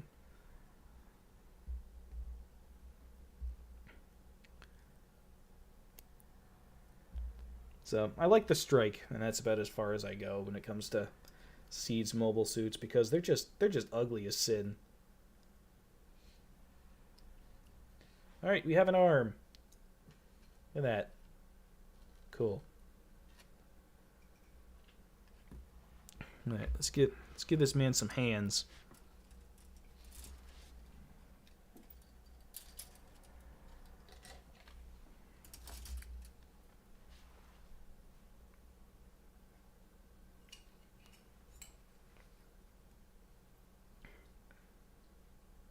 Alright, so that's the right arm. So it needs the right hand.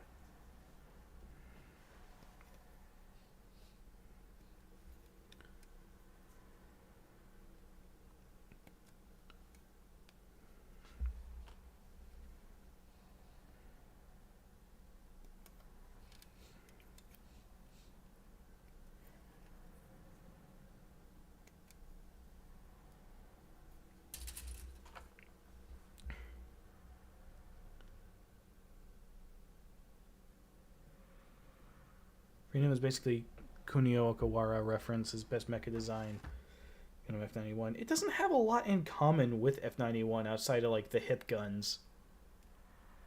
It's very different and far inferior in my opinion.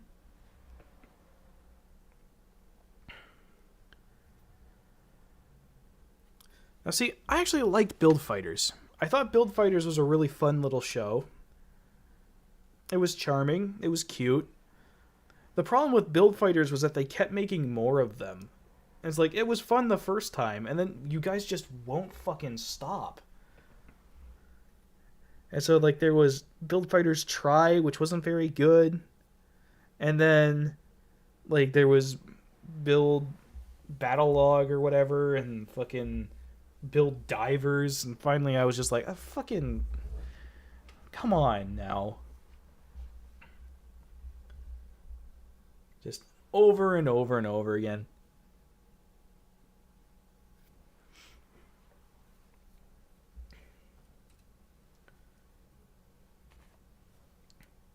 And like, I wouldn't have minded so much, but they put like the actual franchise on hold. It still is, really.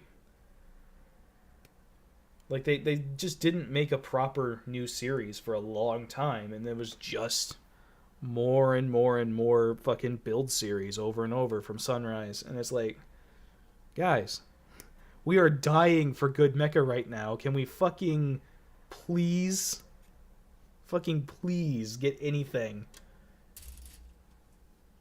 The mecha genre is fucking toast right now.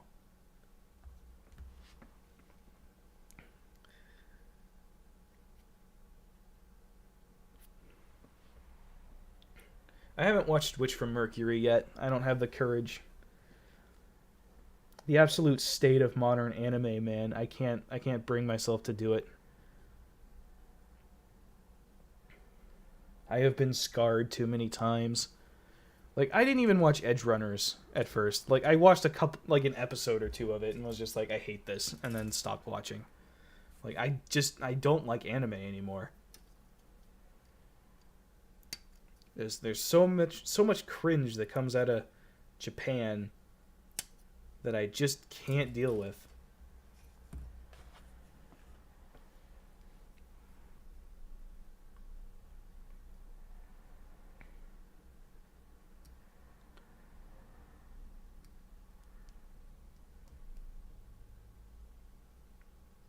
Yeah, I'm gonna go back and watch more Gundam Wing. Fuck yeah.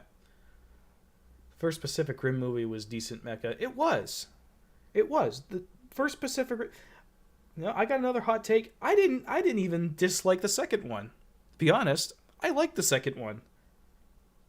The second one is where they take, you know, the more serious Pacific Rim, and then they make it into one of those, you know, more classic Power Rangers, Megazord type of things. And honestly, I'm down for that. I know that's a hot take. You know, people really, really hate the second one, but I walked out of the theater going, yeah, it wasn't as good as the first one, but did did anyone really expect it to be? And also, like, the first one wasn't some masterpiece of cinema. It was a popcorn movie, and it was fun. And it didn't make a ton of sense either. So, like, I think a lot of people hold the first movie in very high regard, and then they forget kind of, like, what it actually was. And, like, it was good. Like, it was really good. Very entertaining. Very good movie. But, like, it was not all that different, really, from the type of entertainment that the second movie was trying to give. It just wasn't quite as good at it. So, I don't know, man. I didn't mind it. I thought it was fine. You know, I don't like John Boyega, really, that much. As an actor. I think that he's fairly mid. But, like, no, if you went expecting it to be as good as the first movie, then I think that's a you problem, and you should probably learn how sequels work. I went in and I wanted to be more of the silly robots doing silly robot stuff, and that's exactly what I got. So you know what? Fuck it. I like the second Pacific Rim. Okay, I think it's fine. I think people were really harsh to it, and that it wasn't all deserved. Like, there were some weird boneheaded decisions that they made with the plot, like killing off Mako. That was kind of dumb. The only character you managed to get back from the first movie and you killed them off, kind of cringe. But, like, it feels like a love letter to Saturday morning cartoon mecha anime where they fight the monster of the week. Which is, you know, similar to... It felt like a love letter to a different type of mecha genre than the first Pacific Rim. But it still felt like it was paying homage to things. So I think it was still pretty good.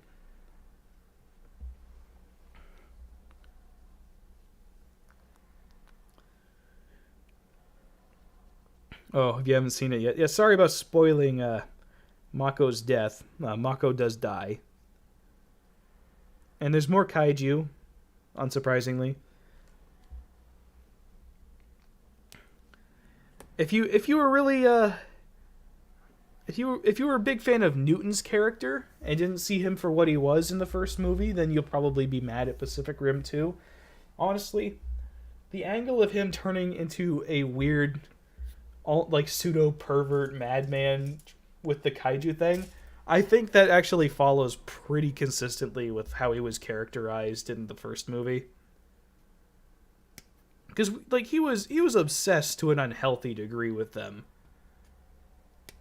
And I don't find it to be entirely out of the line of reasoning that he would find drifting with the kaiju brain to be like some sort of an addictive high, given how obsessed he was with kaiju in the first movie. I think it works. But yeah, people were mad about that. I was like, you guys should probably go back and rewatch the first movie, because I think that makes total sense for his character.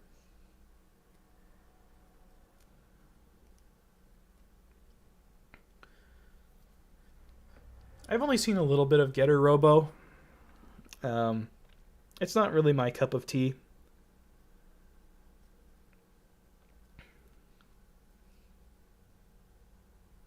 I can definitely see why other people would like it. Mainly children. Like, it's clearly meant for kids, for the most part. But it's just not really my thing.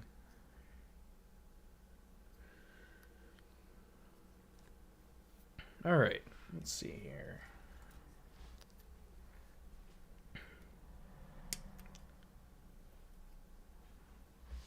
Gurren Lagann was a goofy series. I didn't watch much of Gurren Lagann. They introduced the fan service character, and I was like, oh, I know what type of anime this is, and then I just stopped.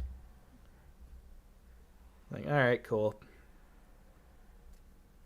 And it was mainstream popular, and any anime that's like mainstream popular is typically an indicator that it's not that great.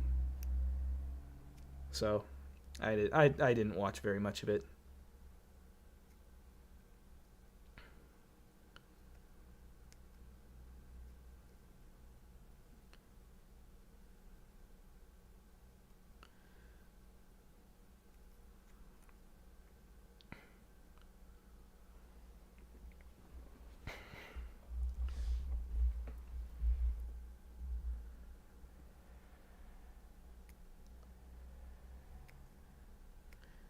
Yeah, I know Getarobo went into a more adult-oriented direction. But, like, at that point, you gotta be kind of invested already to really get the most out of that. Which means going back into the toy commercials and getting in with that. It's just not a franchise I'm into. Then you run into the problem of where it's a kid's show that's trying to be grown up now because, well, the kids are all grown up and they expect mature story, and so rather than making it mature, you make it edgy.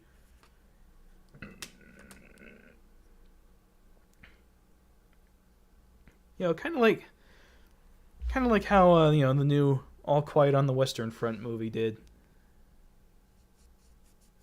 where you mistake maturity with being edgy.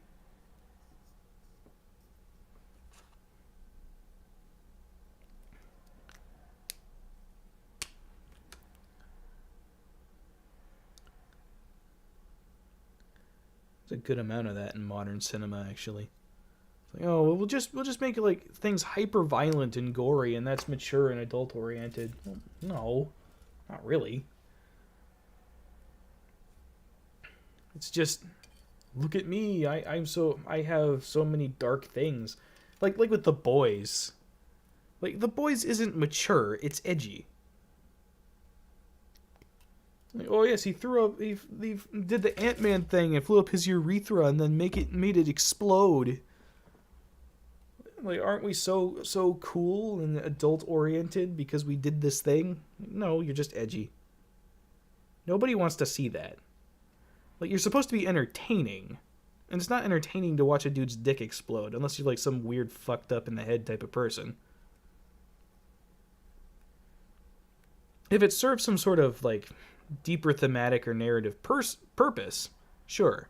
But that was just there for shock value.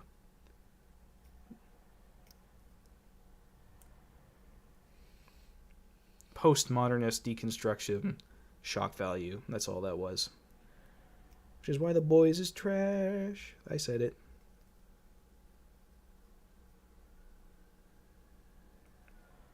What if that thing you like was actually crap and wasn't a good thing? What if good guys were actually bad guys? It's the laziest way of doing deconstruction.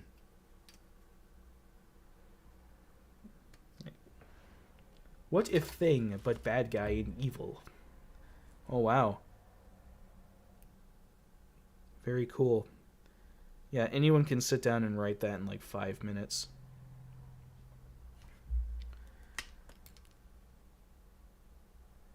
That's why Watchmen is so overrated. That's the thing about The Boys. Like, Watchmen wasn't very good, and it did it better. Like, fucking Christ, dude.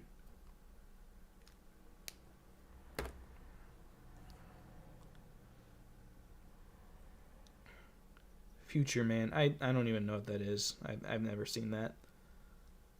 Haven't even heard of it. I'll take your word for it.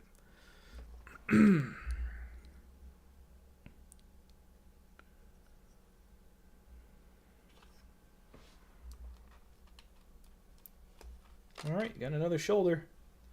Slowly making progress.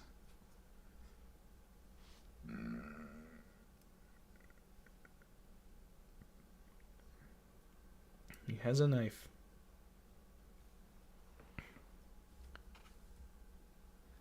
Isn't Transformers comic doing that nowadays? How did that go? Yeah.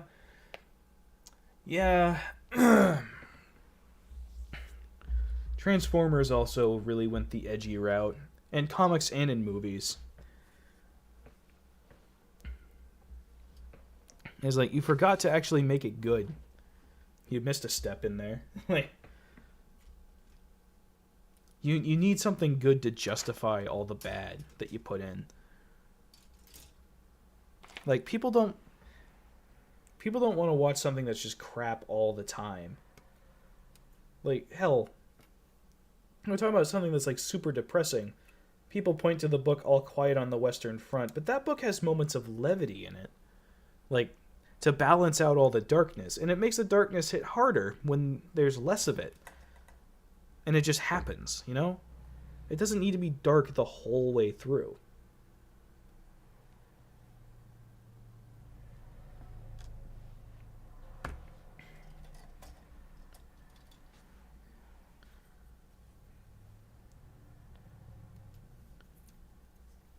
which is something that the new movie fails to understand entirely.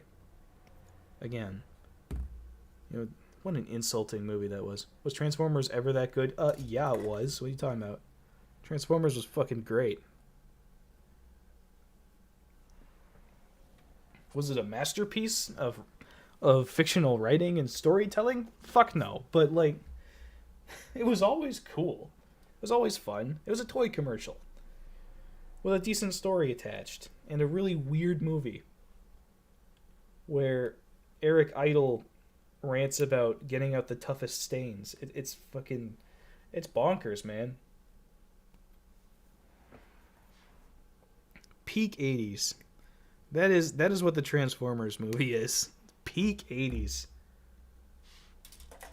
Needless profanity thrown in. Horrifically dark for no particular reason.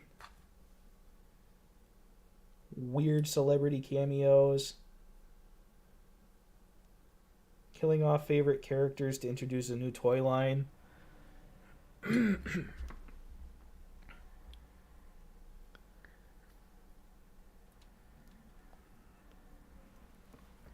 Man, what a movie.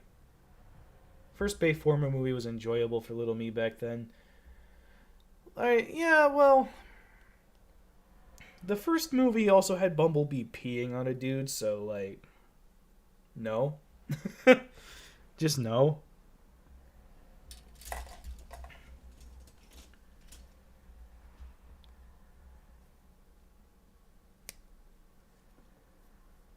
Sam Witwicky trying to get laid with Megan Fox the whole time. Which, to be fair, I mean, back then, who wasn't trying to get laid with Megan Fox?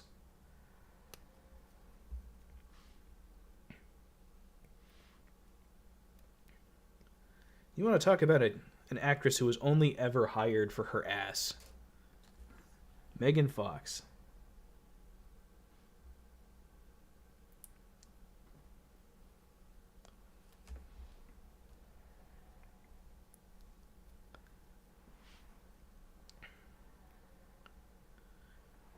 G1 and Armada were the best Transformers series. I don't know if I call Armada the best, but it was better than what was normally out there.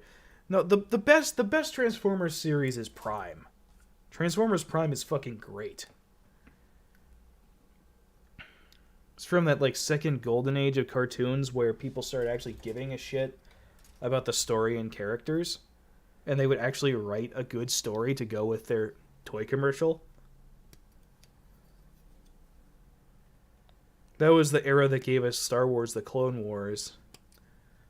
And it gave us Transformers Prime. And Prime was fucking great.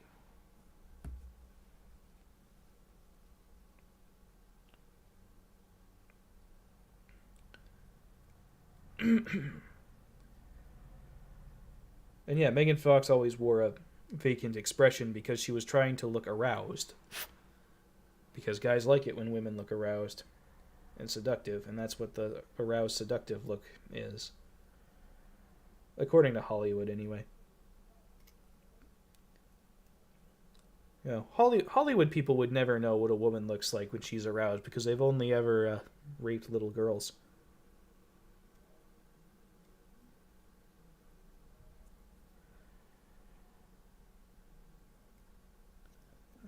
Just let the silence hang in the air on that one for a bit.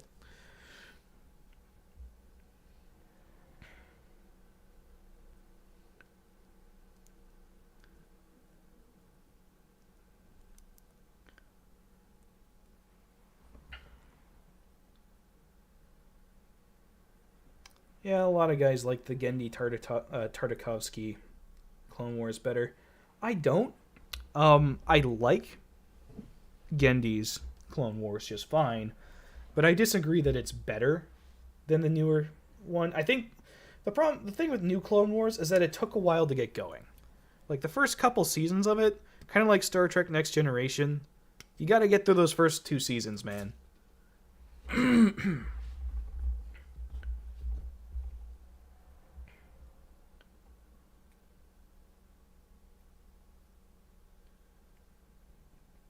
But yeah, that show got seriously good as it went along.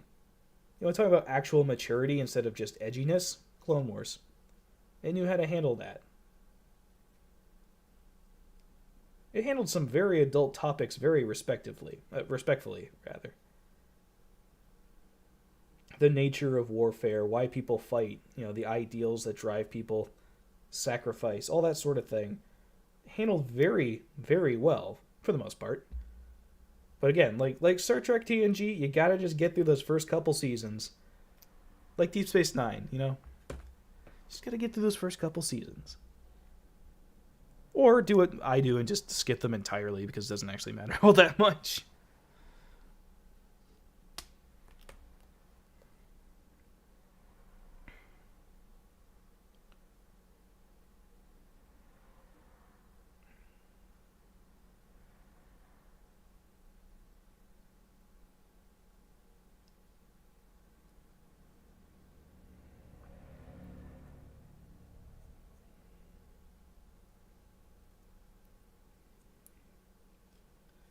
Yes, the Harvey Weinstein joke does indeed write itself.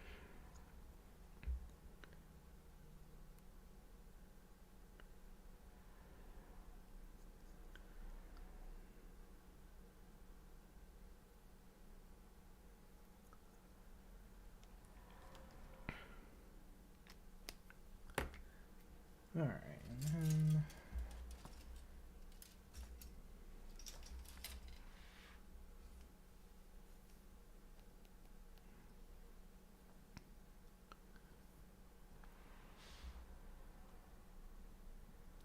I don't know if Gendy has better action. I think the action got better as the show went along as well. Because the battle scenes in the new Clone Wars, they're not as brilliantly 2D animated as what Gendy is able to do. But, like, they're still impressive, and they're still fucking fantastic fight scenes.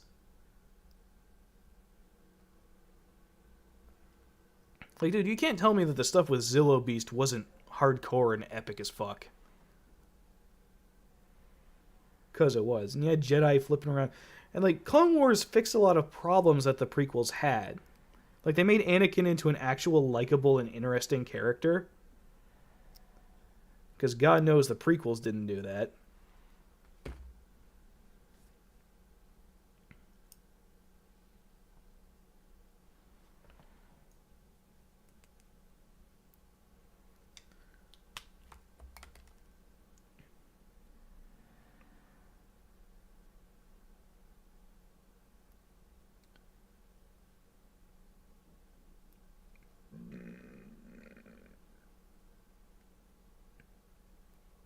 There we go.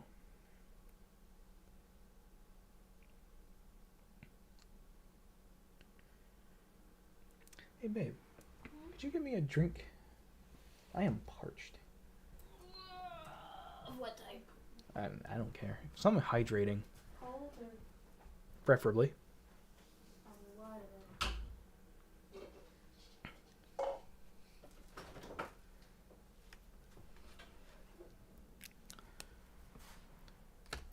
Did somebody seriously just try to badmouth the fucking Zillo Beast episode? Bruh, you're just wrong. That's one of the best episodes of any show ever. Fucking giant dinosaur attacks in the Star Wars universe. Thank you. You're welcome. That's literally as cool as it gets, man. Godzilla in Star Wars. It's fucking inspired.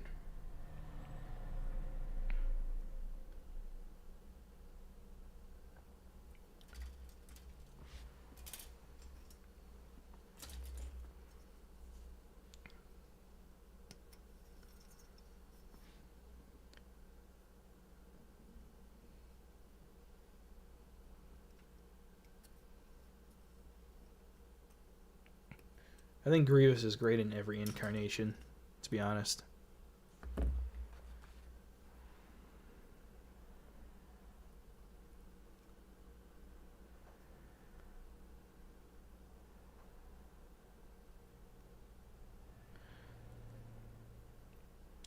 No, if they brought Zillow Beast back, it would have wound up it would have gotten old. It's a concept that only really works once. So they used it, and then rather than keep it around until it wore out its welcome, they dealt with it and moved on. And so now it's a thing that happened once, and you remember it fondly. As opposed to like, oh yeah, they did that and it was fun at first, but then it kept going and going.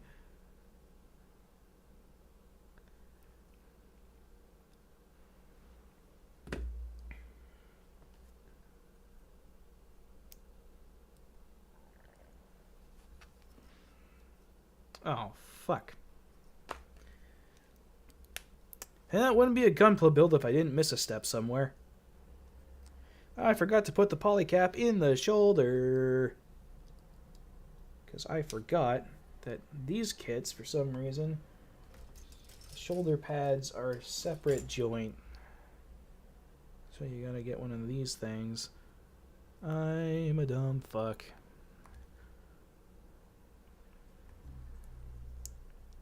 Yes, I agree. They did turn him into a Saturday morning cartoon villain in the Clone Wars, which is what he's always supposed to be. It's what he should be. Absolutely. He's not a brilliant strategist. He's an alien with 4 arms. Like, come on. Come on now.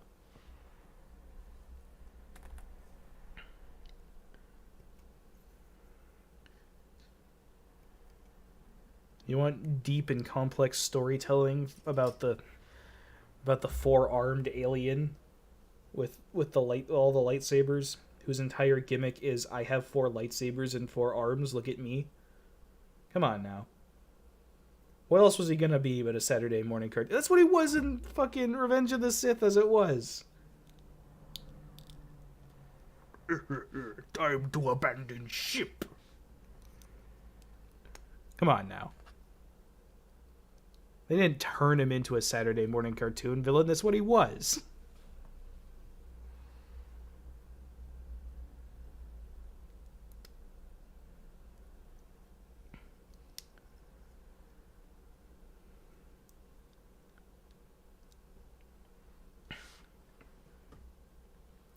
Sweet. There we go. He has 2 arms now.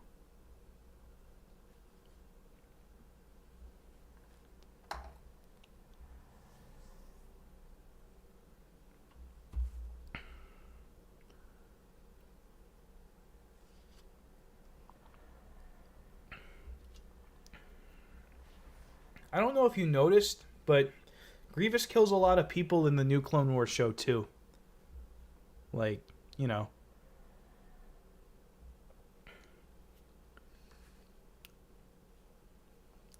Does he have a duel with 4 of them at once? I mean, I don't know about 4, but he's dueled multiple Jedi at once before. Like, he's dueled Anakin and Ahsoka working together multiple times, sometimes with Obi-Wan there. And, like, again, nobody takes him out. The most they can do is fend him off. I don't really see that as a fair criticism. But I mean, like, for the majority of people who hate the new show, the thing is mostly the same. Oh, I stopped watching in the first season. Like, yeah, okay, sure. So you didn't actually watch the show. Nobody watches the first 2 seasons because they're crap. We can all agree on that. But, like, just because the first couple seasons of a show is crap doesn't mean the whole show is. Again, there's tons of shows that took a couple seasons to get rolling. And then they turned into something amazing.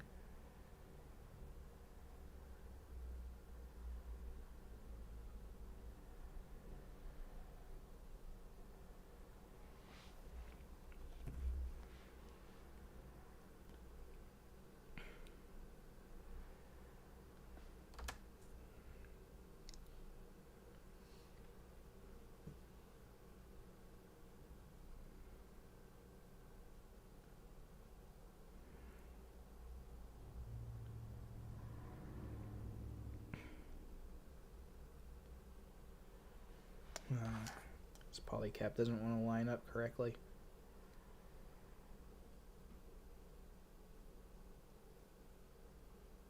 Come on, man. There we go. Beautiful.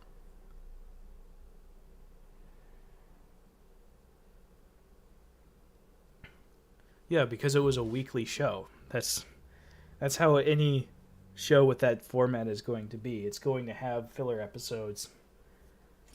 If you've watched any show ever, you know what a filler episode is. It's not a serious adult drama. It's a kid's show to sell toys. It has filler episodes. But it's also got a really good plot underneath it all, which most shows don't have when they're trying to be toy commercials.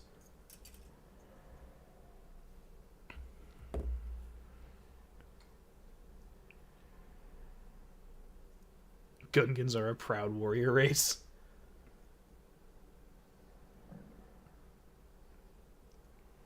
Well, the answer to that, Nokia, is that it's not moments of brilliance overshadowed by crap. It is tons and tons of brilliance that overshadow a few moments of crap here and there and get through the first couple seasons because there's 10 of them?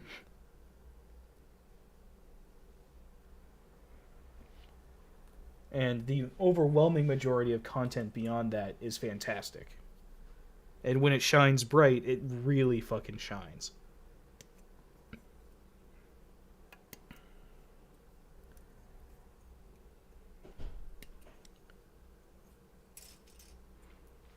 Ahsoka actually might be the best written character in all of Star Wars, apart from Luke Skywalker and Han Solo.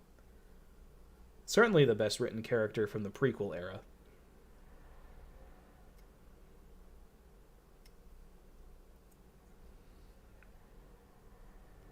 Well, okay. That's not entirely fair. Obi-Wan is still around and he's fucking awesome in the prequels.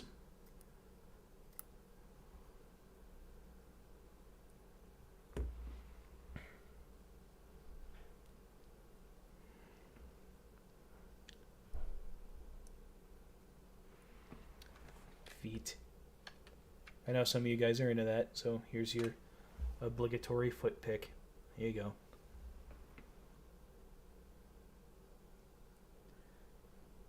Actually, slight correction, Jason. It is universally loved and lauded, and the first 2 seasons of Star Trek TNG are trash. Though Season 2 does have Measure of a Man in there to help balance it out. Gotta remember, Season 2 is where they introduce Dr. fucking... what's her name? The old lady doctor that everybody hates for some reason. I can't remember what her name is.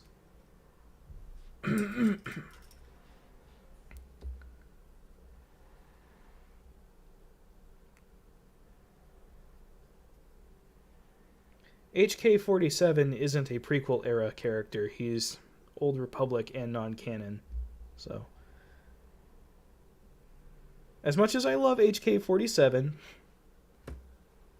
he doesn't count.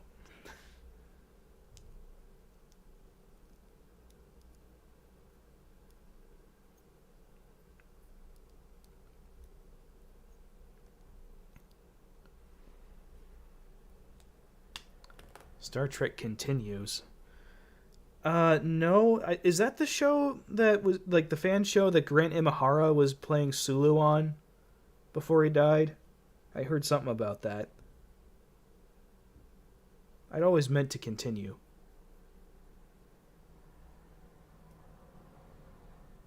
Pulaski. That was the doctor's name. Pulaski. Yeah.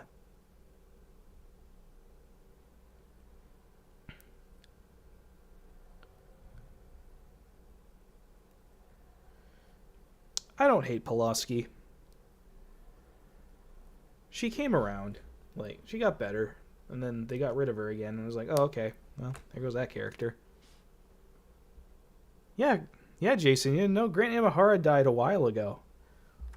He died young, obviously. But he is dead. And it is very sad.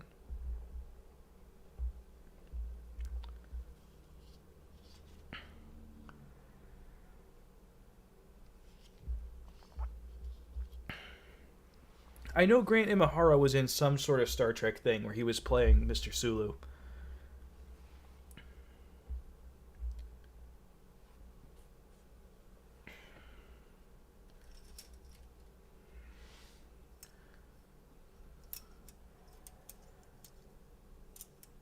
Just had to go shoving a cucumber down your throat, huh? Alright. No restraint whatsoever.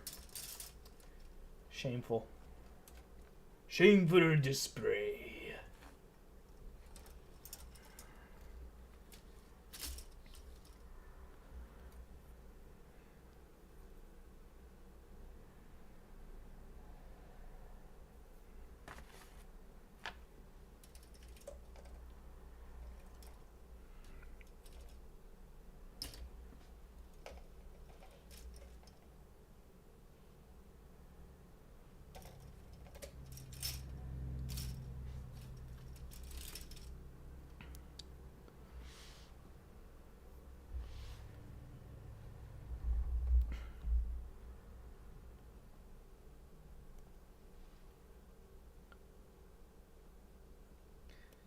God damn it, Jason. Why can't you take care of yourself?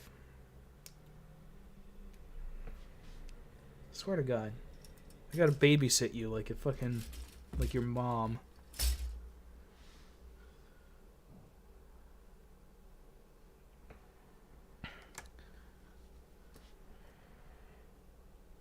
Gotta turn into Jason's mom. Jason's mom has got it going on. My wife just rolled her eyes. I love you, babe. Yeah, I love you too. You sure? Mm-hmm. You positive? Yeah. No. She is indecisive.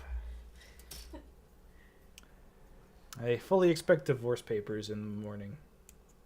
Nah, that's too much paperwork. You sure? Yeah. I don't know. You seem to like paperwork. I mean, since when? I hate paperwork. Oh, yeah? Yeah.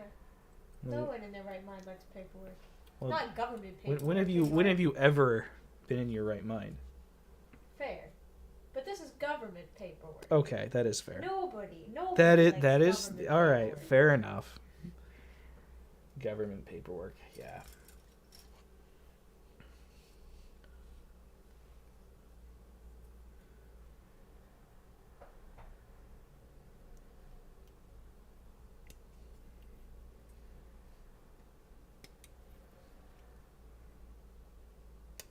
All right. Gundam feet, everyone's favorite.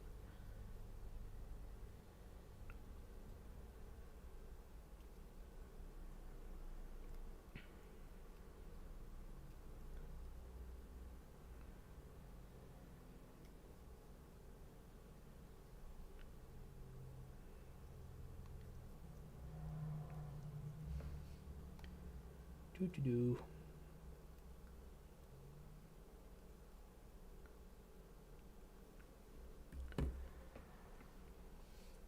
Stupid government. Yeah, I agree.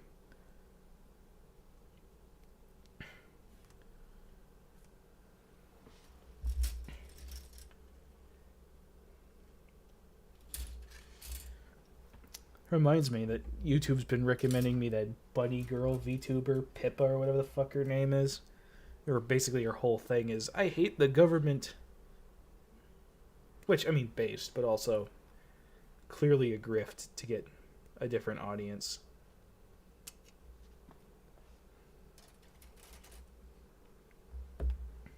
Like, there's no way she actually believes all that. She's just doing it for the meme. How long is this gonna take? Look, dude. If you get bored, no one's making you stay. We're just talking, chatting, hanging out, and building a Gundam. I don't know how long it's gonna take. It's gonna take as long as it takes.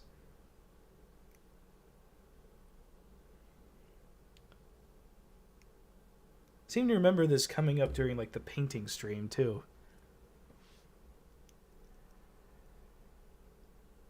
How long is it gonna take? It's gonna take as long as it takes.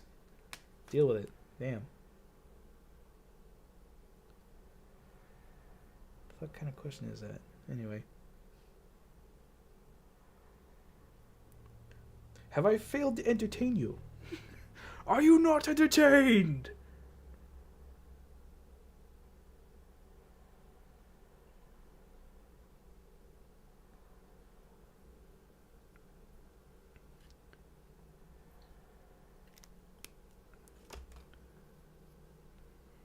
Yeah, Locust, I may be slow at it, but at least they look better when I'm done. Bitch.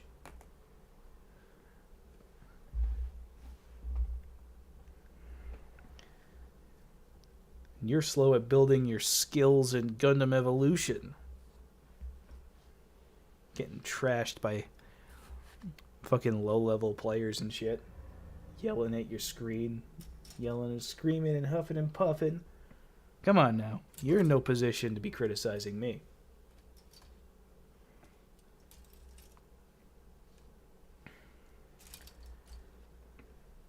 The nerve of some people.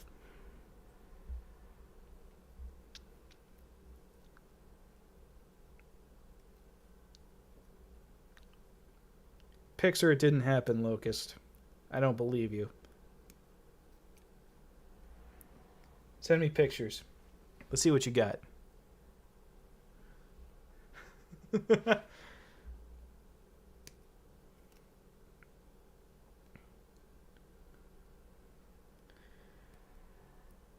If you're yelling at your screen because you're passionate about winning, why don't you try winning sometime? So you actually, get somewhere with that.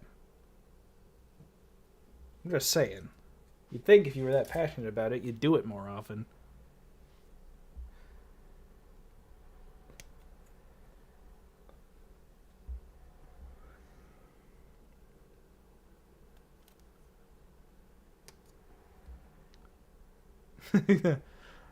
Good.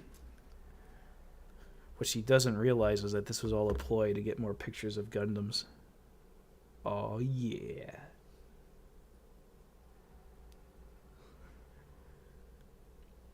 I play Locust like a fucking fiddle, let me tell you.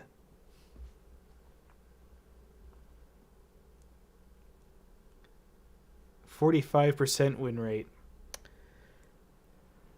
Man. Skill issue. That's all I gotta say about that. Am I supposed to be impressed with the fact that you lose over half your games? Bruh. Come on now.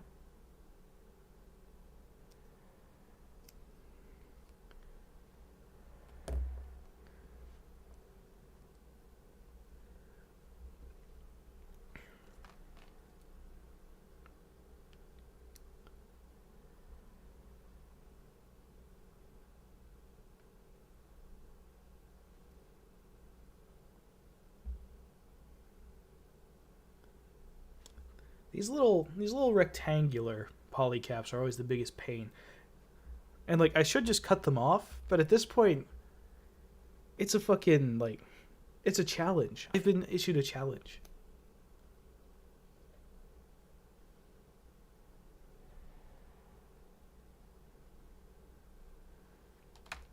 I have a better win-loss ratio in MWO than you do, dude. Living in a glass house and throwing rocks, bro.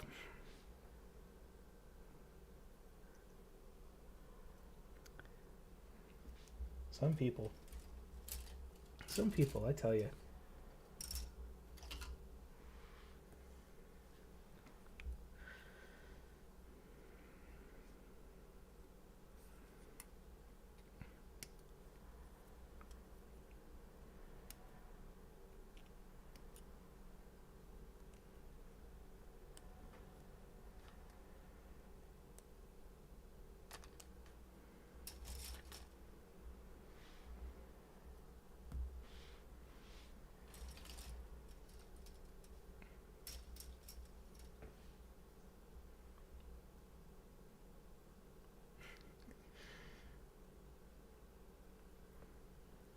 Yeah, Locust, you better behave yourself or your mommy's gonna come in there and make you behave.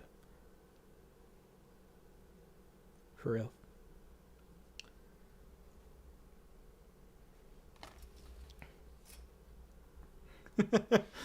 there was a domestic violence situation unfolding in my chat right now. Oh man.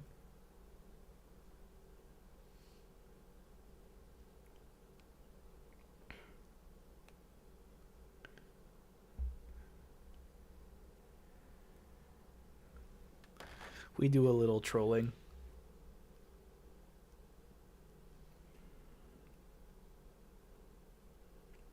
Cool. There we go.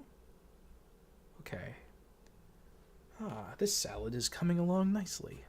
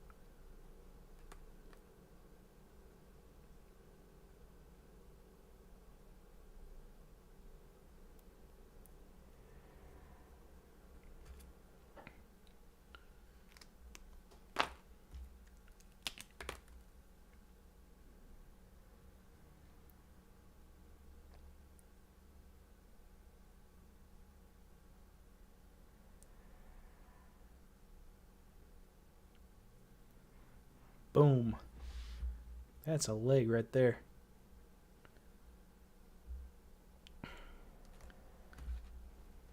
Victory? Doubt. Doubt. Anyone can type the word victory in the chat and pretend that they just won a match. All right, nobody's impressed. Come on now. With that win-loss ratio, it's a very safe bet that you lost that match. I have better than 50-50 odds to say that you lost. So I'm gonna roll with that.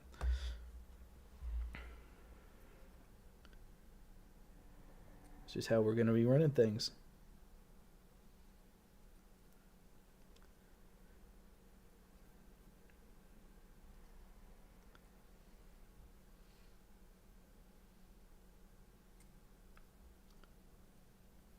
Pizza? Jason, you're not sharing the pizza again? Bro, not cool.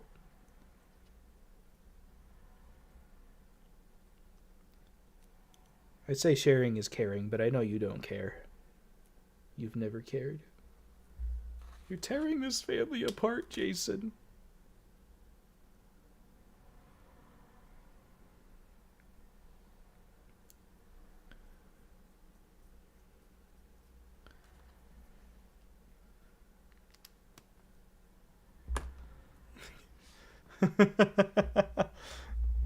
Do it. Fucking do it. Grind. Show me that grind. Handmade pizza. Hell yeah, dude. Right on.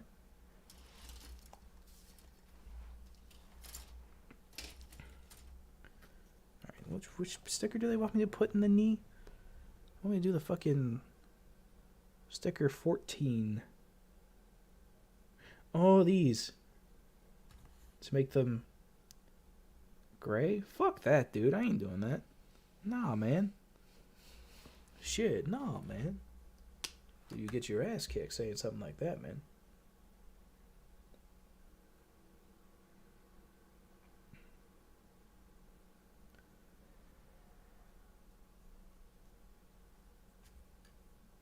How's it going, dude? Welcome to the stream. You have missed some shit, man. What a stream it has been.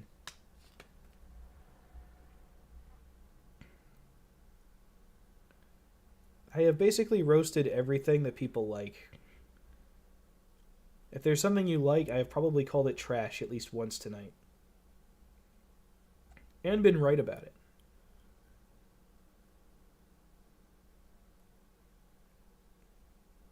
Like, objectively. Like, not my opinion. No, like objectively correct.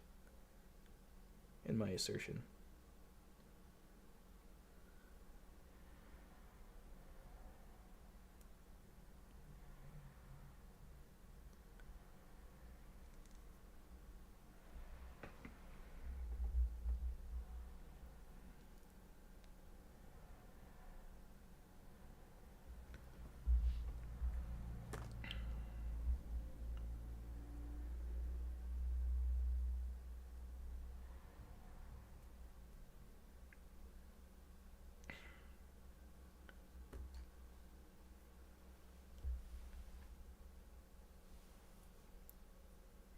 Hood Mage? The fuck you talking about? You on some shit. You tripping.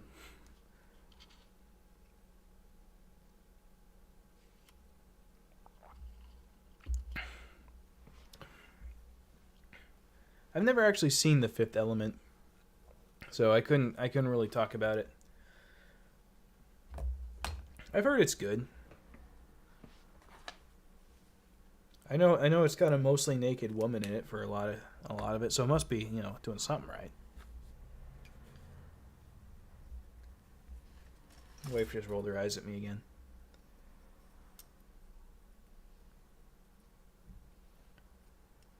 It's okay. I'm used to it. What? What's that mean? What? It means exactly what I said. What do you think it means? Uh-huh. What? Come on, you love me and you know it. Mm-hmm. I said you know it. Yeah, of course. Fuck, I may need to recalculate some things. I may have misjudged this. He's silly. Oh, thank you. Wow. Just thought you'd want to know. Yeah, no, I'm well aware. Good. Thanks for the reminder, though. Oh, you're welcome. Anytime.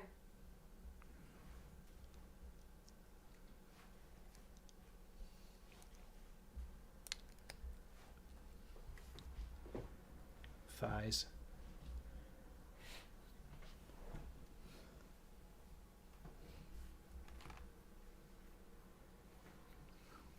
Alright, now for the hip joint. Let's see, I need to find runner B1 again in this mess. I really need to organize my runners before I start building. But I don't have a lot of desk space, so there isn't a whole lot of point in doing that, so fuck it. Fuck it with a bucket.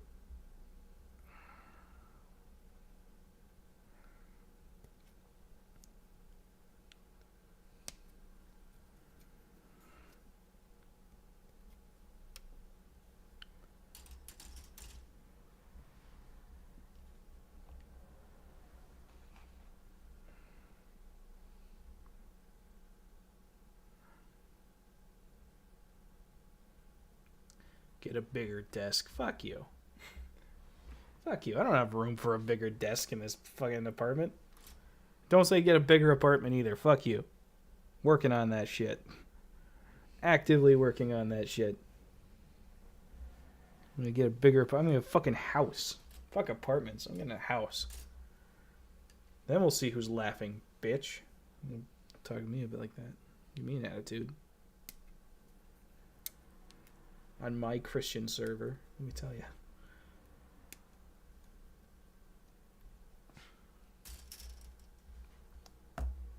My Valentino white bag.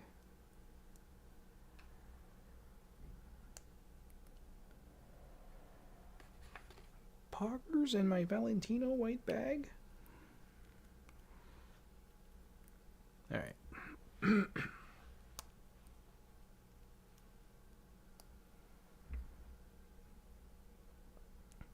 Alright, hip joint. Sweet. Is this the part where we plug in the feet? No. No, we have to do the shin launchers first. Alright, cool. Let me make a fucking shin launcher. You're gonna fucking like it too. I'll show you. Tell me what to do.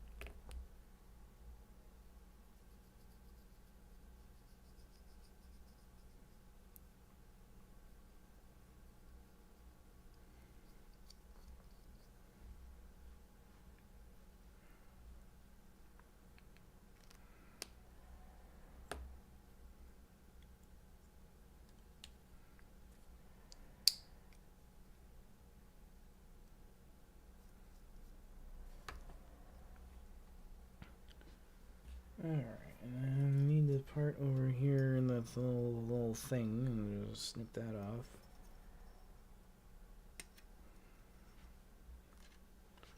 Alright, and then we need the missile thing. Technically, the missiles are all supposed to be white.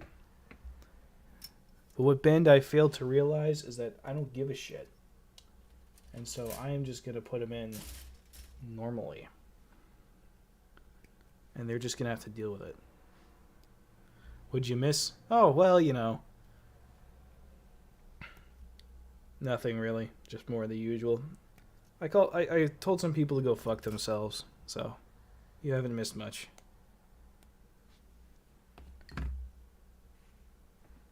Alright, now how the fuck do these pieces go together? Oh, like that. Okay, I see. Well, I got you dialed in now, you bitch. I'll show you. You think you know? You don't know shit.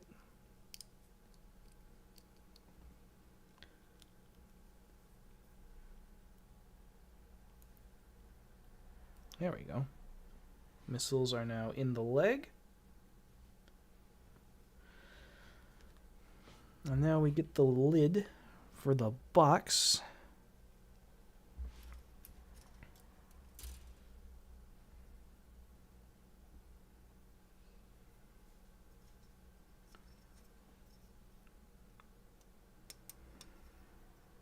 A box of whoosh? That's ridiculous. You can't put whoosh in a box.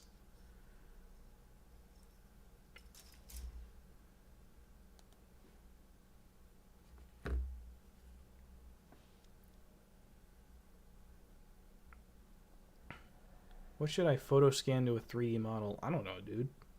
I don't know anything about 3D modeling. That's Locust. Locust knows about that.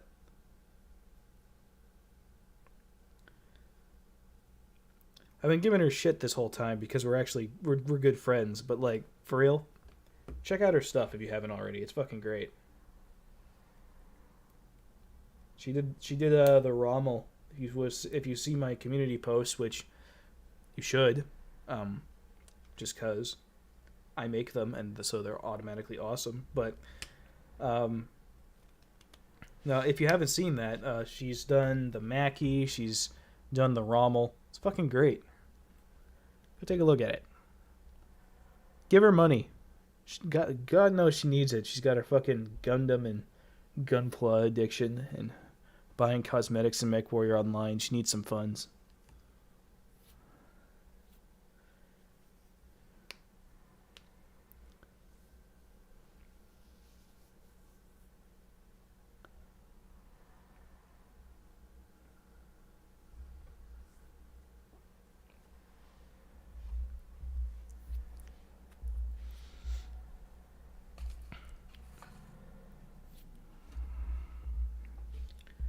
Alright, I'm gonna cut out the fucking ankle armor.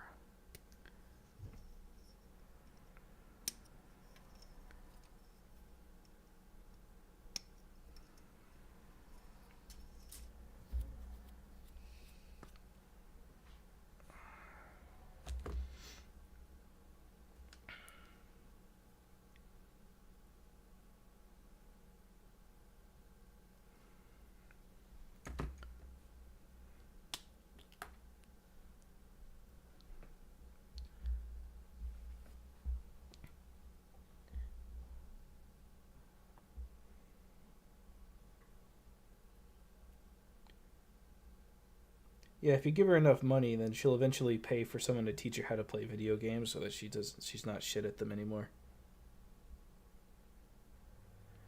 Give her some funds.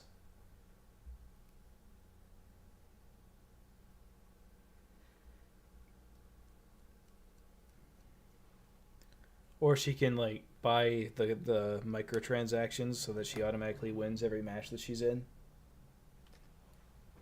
And whatever multiplayer game she chooses to play.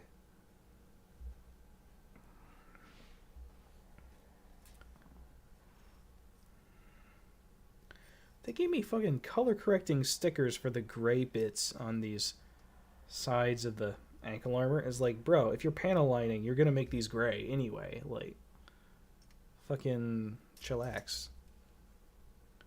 Cool it with the color correcting stickers, my guy.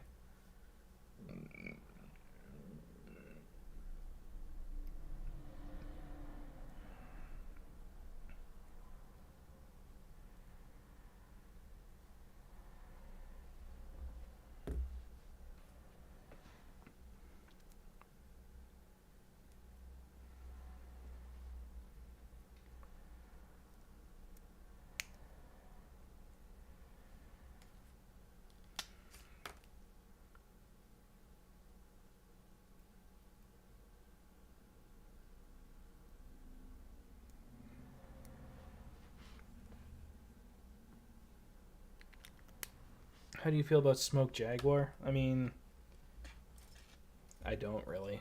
I don't care about them one way or the other. They're gone. They're gone, and they will not be particularly missed.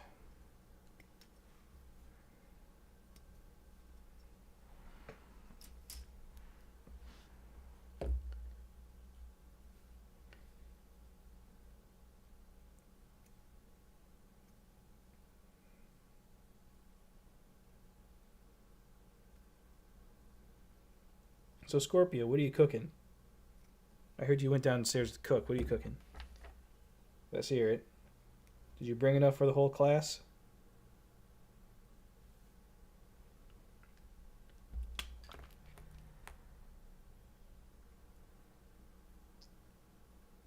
You say I'm roasting. Why aren't you roasting? You're supposed to be cooking, bitch. Get in the kitchen where you belong.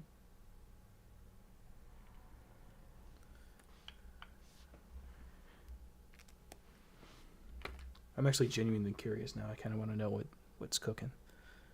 I got food on the brain. I am very hungry at the moment, actually. Probably once I finish the mobile suit itself, I'll cut it and then go get some food.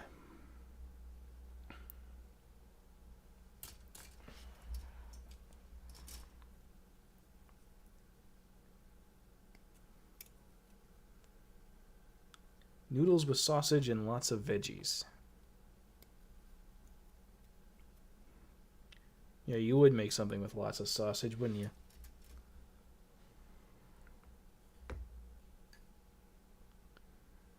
I know you. It's always about the fucking sausage. I swear to God.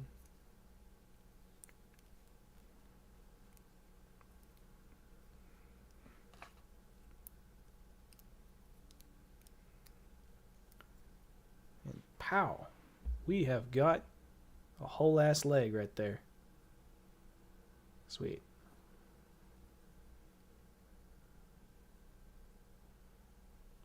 Nikolai Malphus's friend Jade Falcon Wings. A fried Jade Falcon Wings. Nah, I'm good.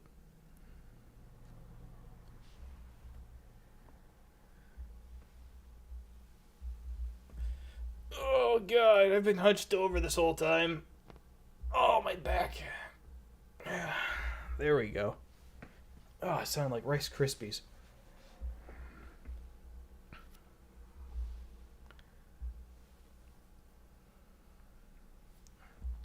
Alright, so there's one leg. Now I have to do the other one.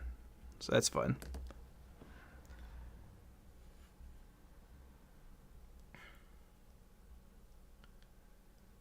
Yeah, proven. The algorithm is fucking me pretty hard in the ass right now.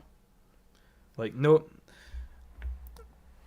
I don't normally go and, like, judge myself based off of my view count, because, like, I'm small enough to where any view is a good thing. But my Nodachi video very much noticeably underperformed when I uploaded it, which was disappointing.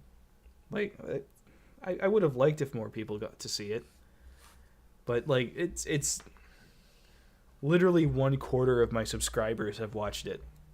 Yeah, most people on YouTube, they're like, oh yes, like only 10% of my viewership is subscribed. And I'm over here like, why won't my subscribers watch my videos? Like, I've got over 4,000 subscribers, and I average about 2,500 views on an episode of Mech Primer, which is great. But at the same time, I'm always like, so not all my subscribers are watching. Like, half, maybe, are watching. Interesting. What am I doing wrong? How do I fix this? And of course the answer is, fuck it. Because it's YouTube and nobody knows how it fucking works anymore.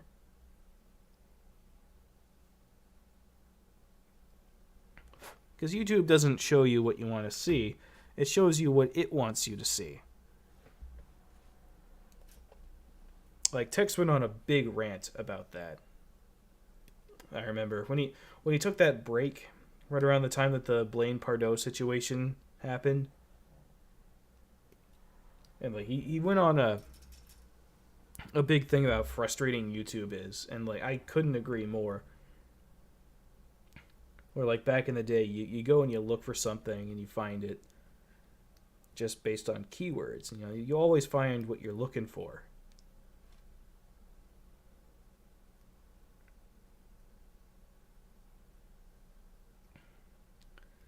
But now it's just like, yeah, but you know, they're not paying us money on the side to get this. So we're not gonna pump their stuff. We're gonna put the mainstream stuff there instead. Which, like, you know, cringe. But, you know, whatever.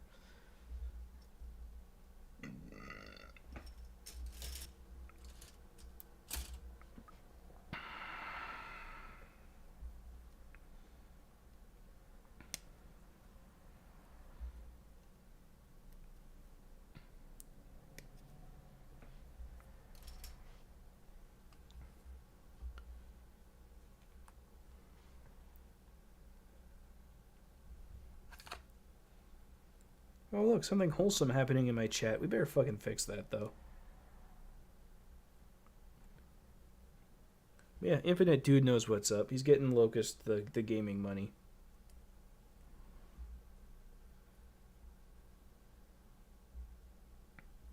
Feed that addiction, boys.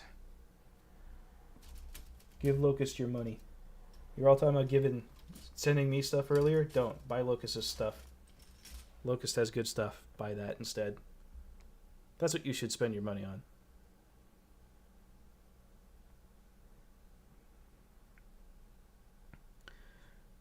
I don't know. Alt Tech, Aaron, it's got a long way to go still. Like, I watched Steven Crowder, and like, honestly,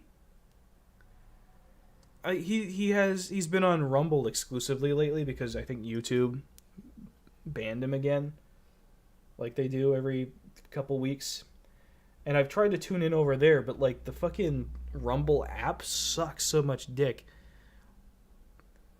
It doesn't perform very well, and it keeps logging me out. And I have to run around and try and find where my fucking password is for it again. Like, it doesn't keep you signed in. Like, basic fucking functionality that you expect from most mobile apps. Just like some random dude made in a weekend in China to farm for your dollars has more functionality than Rumble does on your phone. And most of what I do for like watching videos, I'm relaxing somewhere with my phone. Because Rumble works fine on your browser, but most of my viewing is done on mobile. And I don't know what it is with these alt tech things, but none of them seem to be able to make a functional mobile app that doesn't chug all kinds of dick.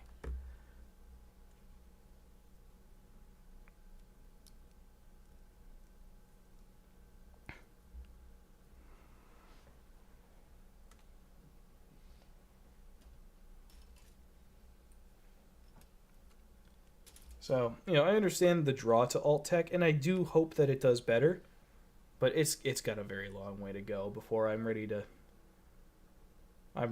dive in with it.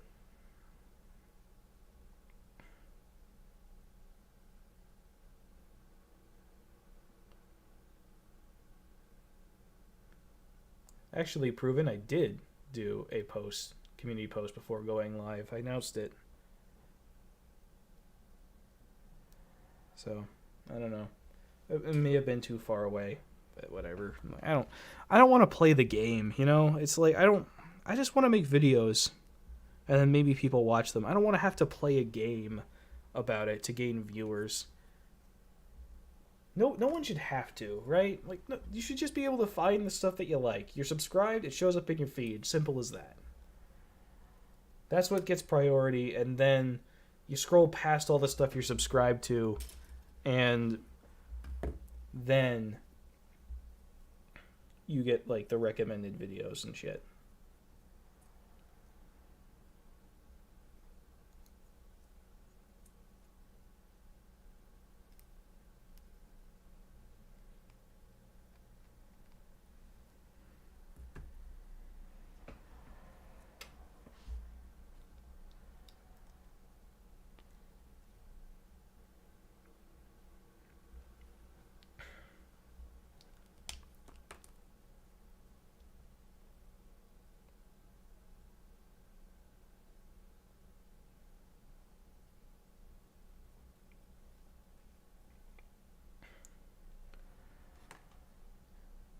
Good news is I've got some new content planned for the near future, so that'll be pretty cool. I haven't decided what the next mech I'm going to cover is. I might put out another poll to see. But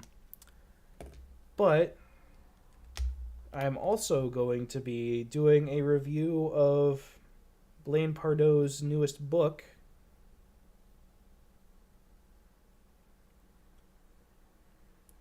for his new tabletop wargame setting that he's been working on.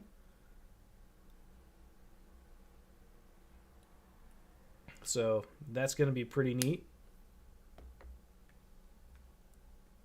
It also involves giant robots, so that's also pretty damn cool.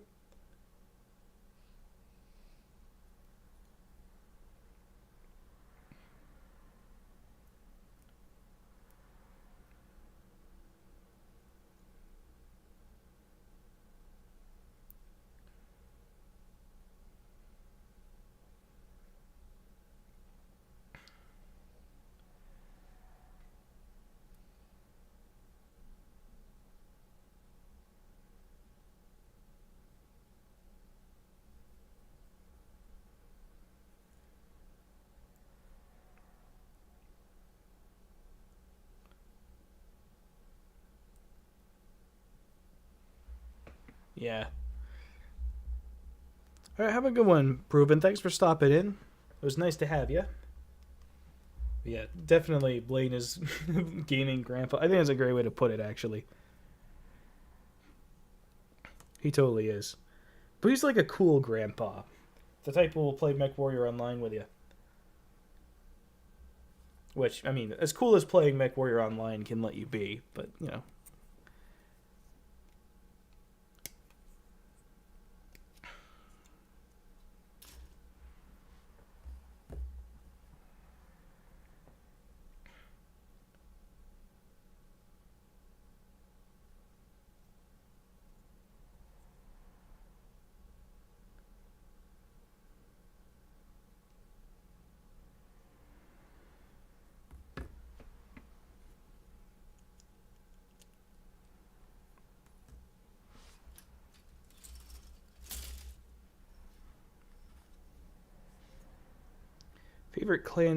Favorite clan to fight against. That's actually pretty good question. My favorite clan to fight against. Well, probably Ghost Bear. I like fighting against Ghost Bear. And not just for the obvious, Russell Hog guy likes to kill Ghost Bears, although that is part of it. But like, I like their mechs. I like their color schemes. I think that they play interestingly on the table. So yeah, I enjoy playing against Ghost Bears. No, I don't play against Ice Hellion Scorpia. I just dominate them and take them as bondsmen.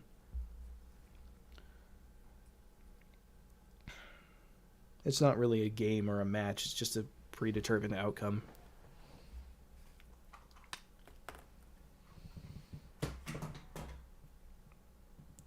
Lots of coming out in Ice Hellion, not gonna lie. But then again, all the clans are gay. And furries. And lame. And stupid and dumb. And gay. Did I mention that? They're fucking gay.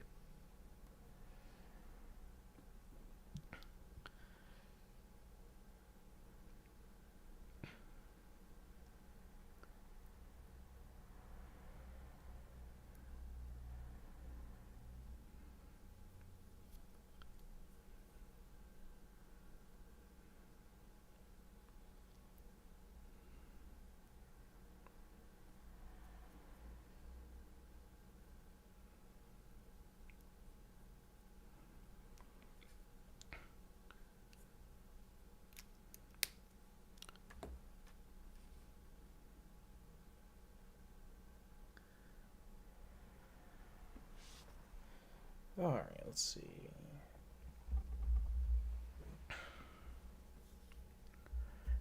The PlayStation version of MechWarrior 2 is fun. I don't know why everyone hates it so much. It's different, but it's fun.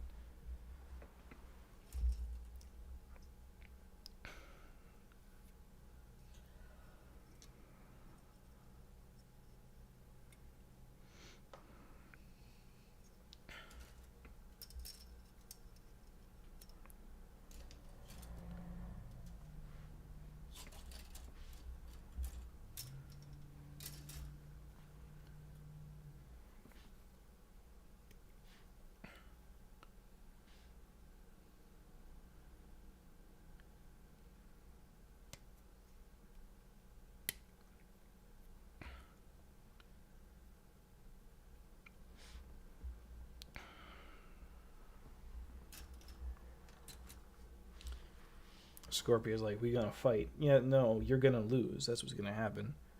You're gonna lose, and then I'm gonna kick your ass. Do other things to it, too. But only as a consolation prize.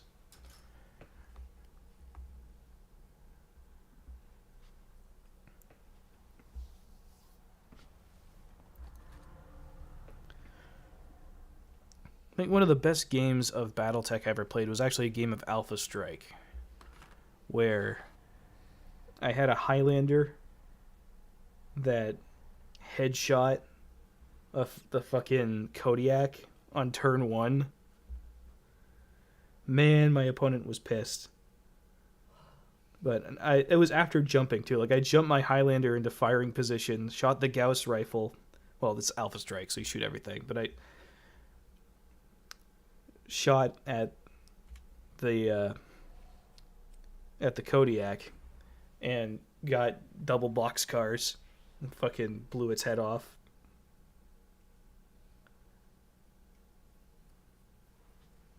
Wound up winning that game, just barely, but I wound up winning.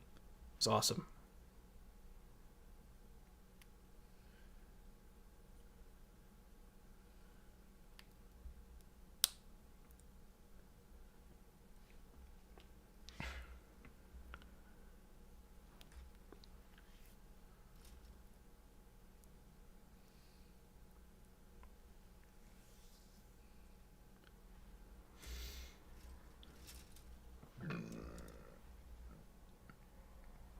House Merrick is the main hero, so you kind of have to interact with the setting to be the main hero. If you just sit around and do nothing all the time, then you're barely even a character, let alone the protagonist.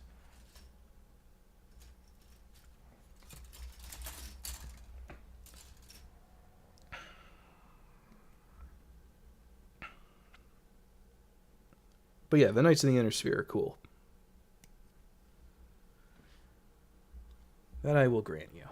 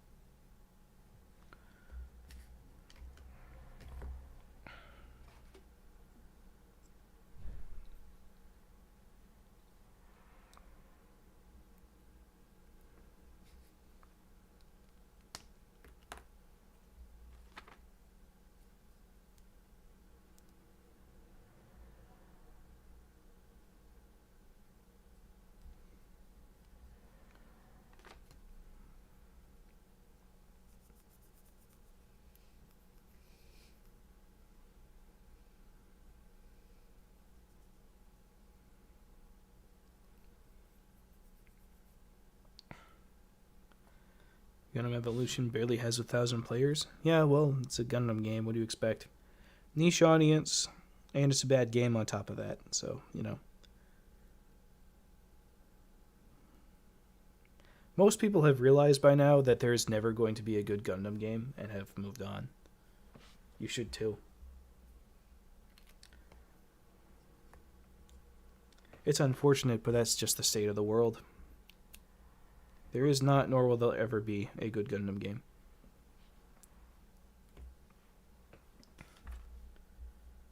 They are all dog shit. And yes, that includes Dynasty Warrior Gundam, because Dynasty Warrior games suck.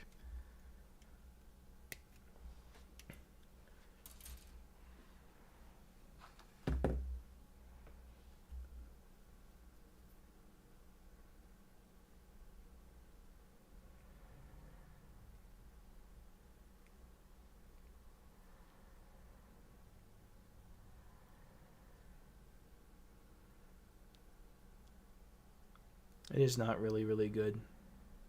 It's not. No, it's a bad game. It's a Gundam game. What do you expect? Quality? Fuck that.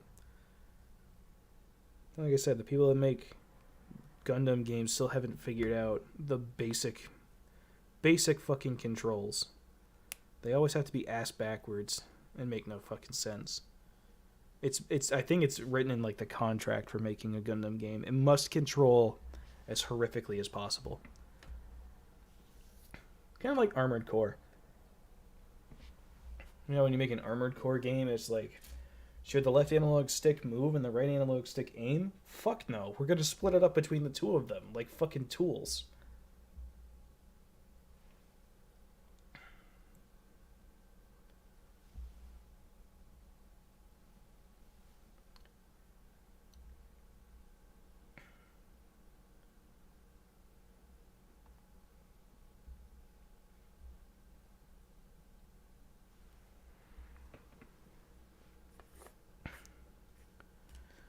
I think people should give Kojima some slack. The dude is a lefty asshole. But, like, the guy's brought us some pretty fucking good games. Let's not lie. Alright? Let's not pretend that Metal Gear Solid wasn't fucking awesome, because it was.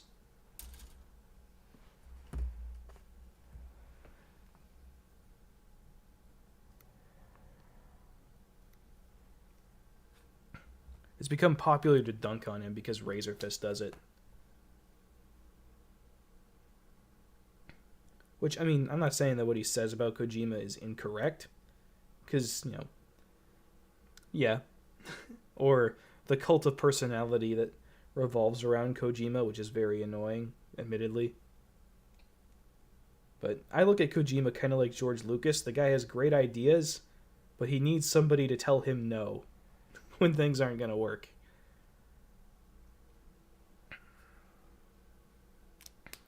And Death Stranding is his equivalent of the Star Wars prequels, but magnified on a much, much larger scale.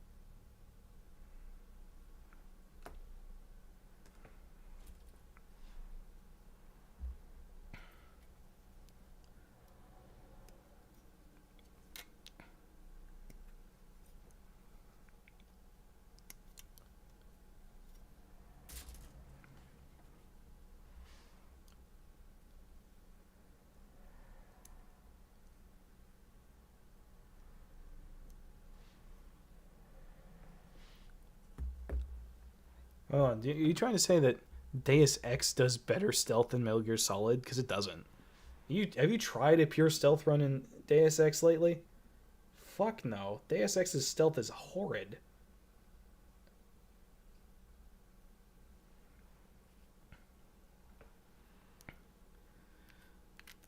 Besides that, pure stealth is never what Metal Gear Solid was going for. It's a stealth action game. It's got stealth in it, and it's got action in it, and it blends the two together very, very well.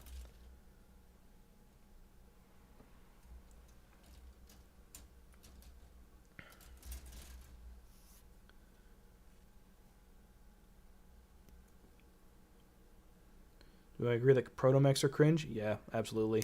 Protomechs suck.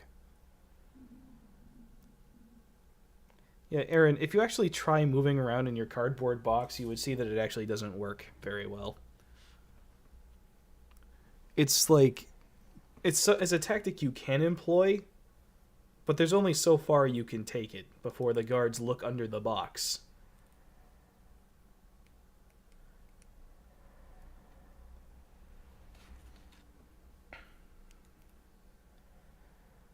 And it's even a full-on mechanic in the original game where, like, if your box is from the wrong part of the base, they'll notice and be like, wait, that shouldn't be here.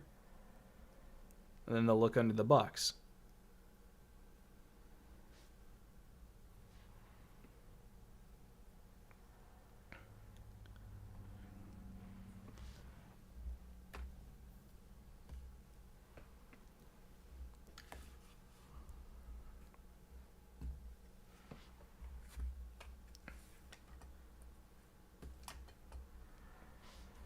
Mostly the cardboard box thing is just a meme.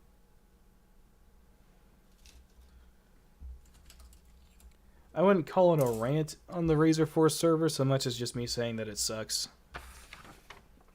Like, you've heard me rant here. That wasn't a rant, that was like 2 lines of text. When I decide to rant, you will know that I have decided to rant, let me tell you.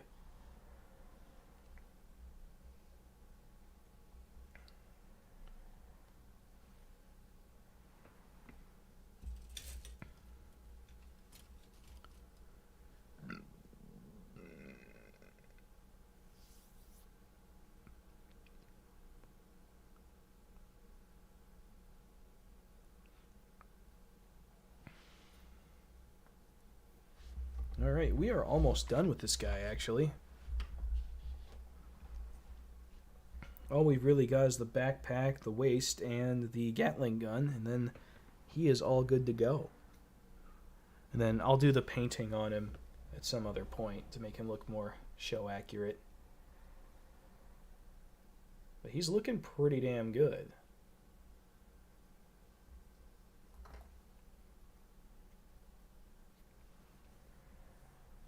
Gas is $3.17 now. Yeah, I wish gas was $3.17. Fuck no, it's over $4 up here.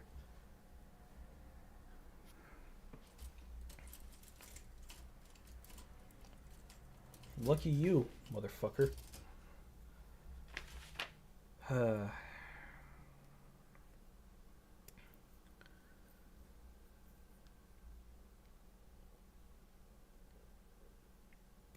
that's another excellent point proven. So yeah, like he can get a little too in depth at times. Like if you play Police Knots, holy god. But his world building, typically, is in like the Metal Gear Solid games, is very good. It's very bad in Death Stranding because he's trying to do a bunch of weird abstract shit that doesn't make any sense. But like when the world is somewhat grounded, at least a little bit, he's able to craft something really interesting out of it. Though again, he needs someone to tell him no, clearly, because he takes things way too far a lot of the time.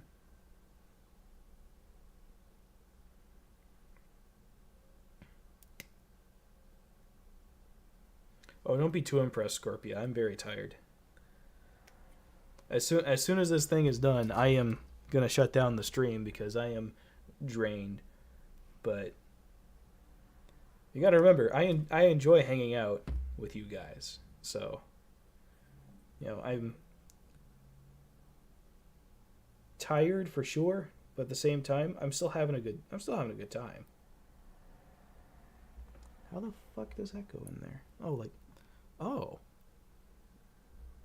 Oh, he's got one of those swinging hips like master grades have. Well, that's cool. So, like, the leg joints go in here on these pegs, and it swings forward and backward, so he gets a little more leg motion. That's cool. That's something you normally don't see on high grades. Well, that's just fucking neato. Let me tell you. I say let me tell you a lot. That doesn't mean anything. It's just a filler word. I need to stop using that. Stop using it, let me tell you.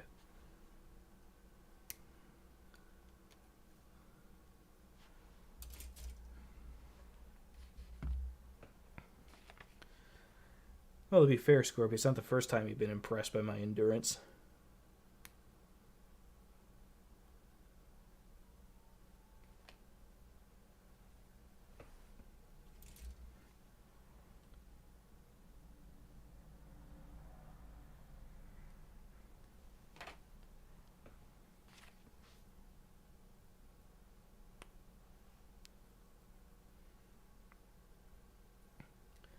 Alright, and then this has a front skirt that can be separated, I hope. It does. It do.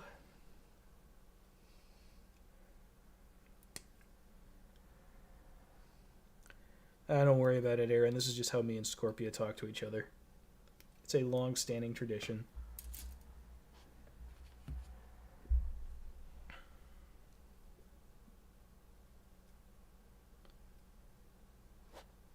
We do a little trolling.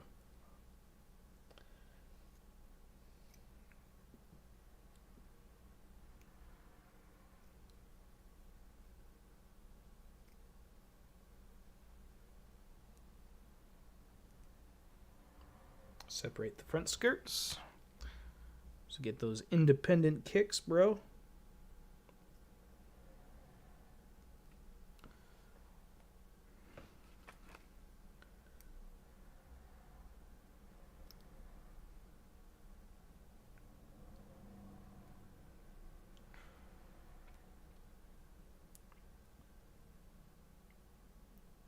The problem with the custom built mechs was that people would min-max the shit out of it to the point where it wasn't fun anymore.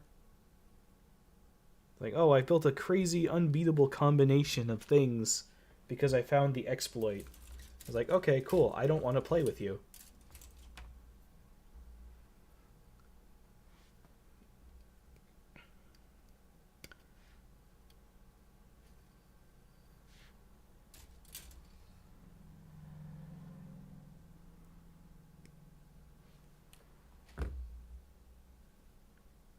Thanks for tuning in, Desert Dragon. It was good to have you.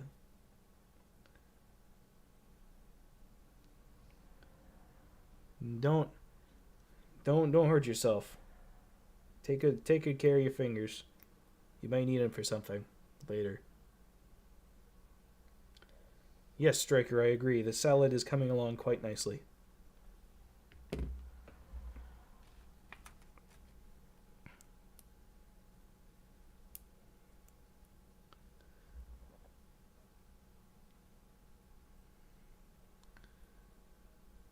The plug is too big for the hole. Yeah. It's not the first time. Not the first time I've said that. Won't be the last either.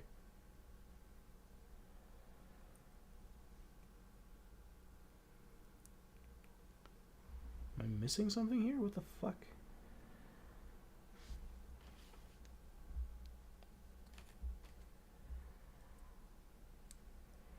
Okay, there it goes. Weird.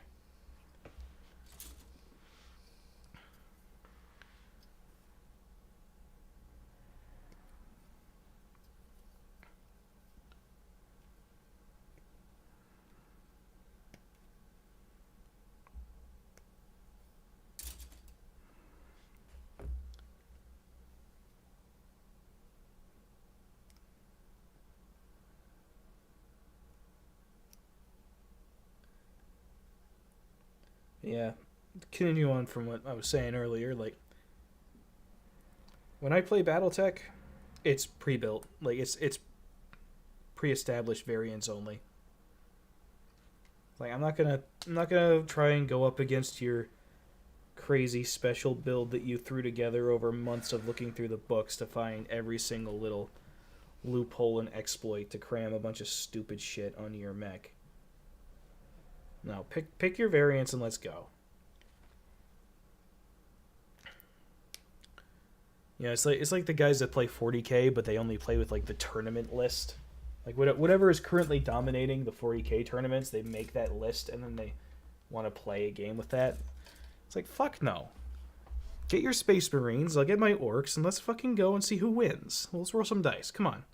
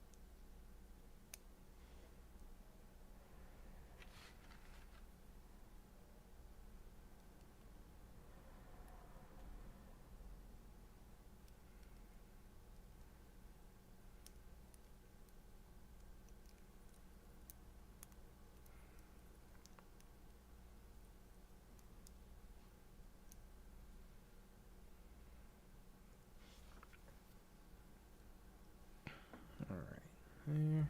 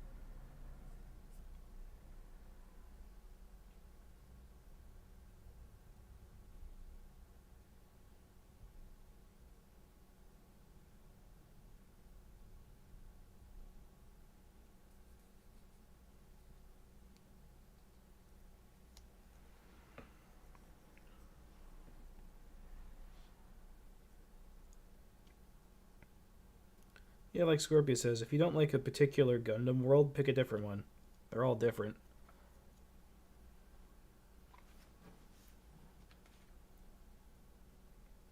There's bound to be one that resonates with you.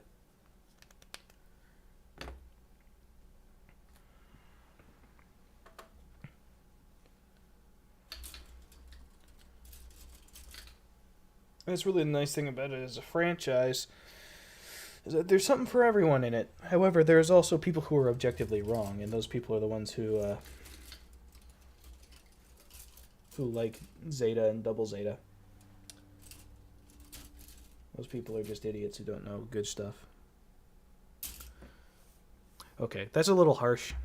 Zeta Gundam's alright.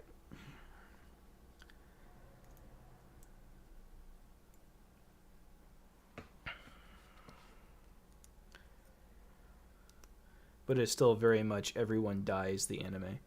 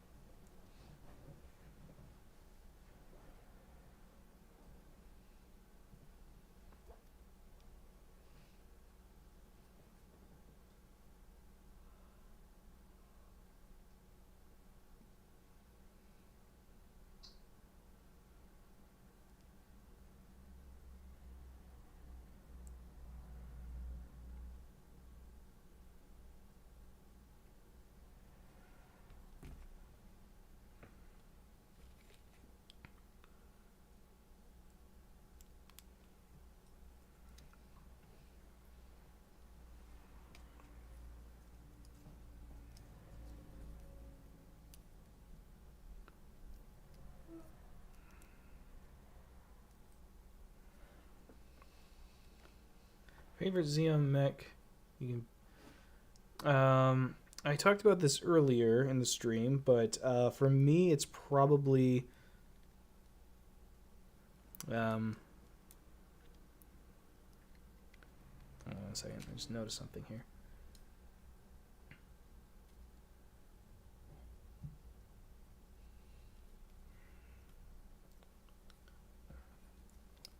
Gotta clean this thing up.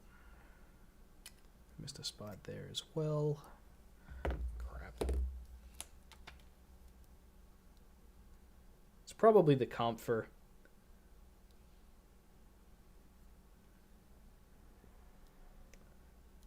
There's actually a bit of a reason beyond just me liking War in the Pocket.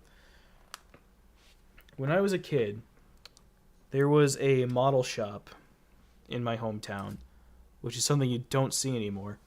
And it lasted a few years.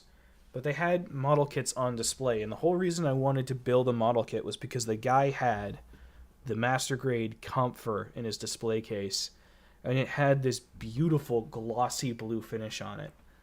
And it was the coolest looking fucking thing I'd ever seen in my life. I had no idea what it was from.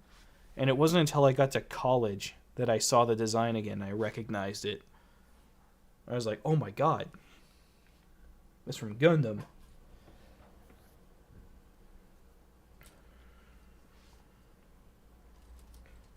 So that's why the Comfer is my favorite. But it's also just a really cool one in general.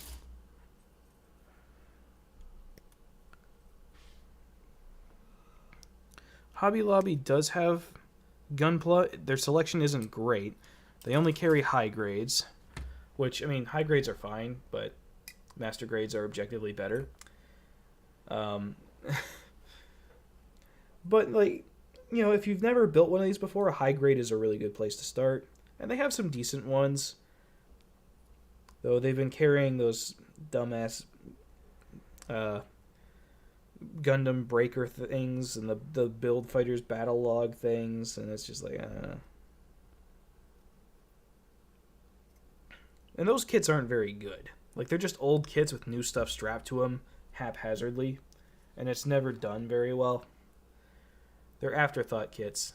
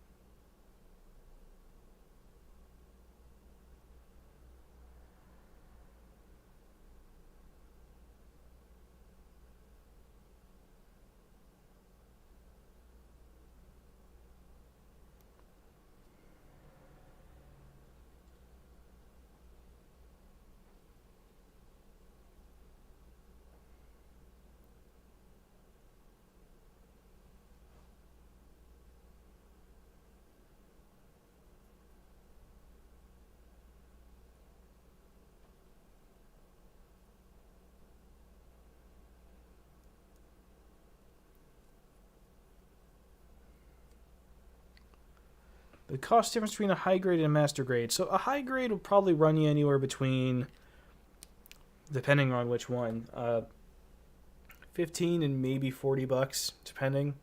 Master grades will be between that and like 100 or so.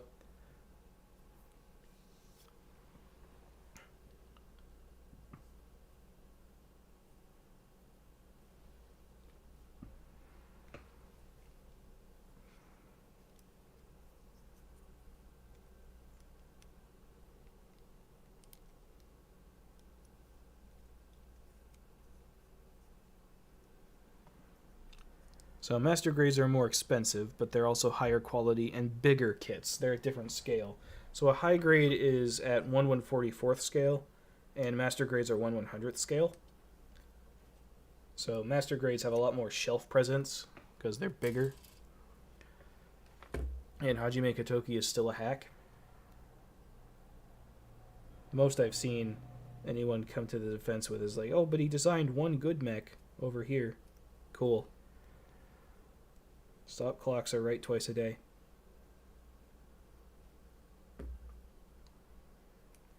Yeah, there's a lot of variance with the kits, and they come to either, like, some of them are really simple. Like this one, I think costs like $22. This Heavyarms here. It's a fairly basic kit. It's only got like one weapon because it's Heavyarms. He has big gun. So he doesn't cost as much as a lot of the other ones do.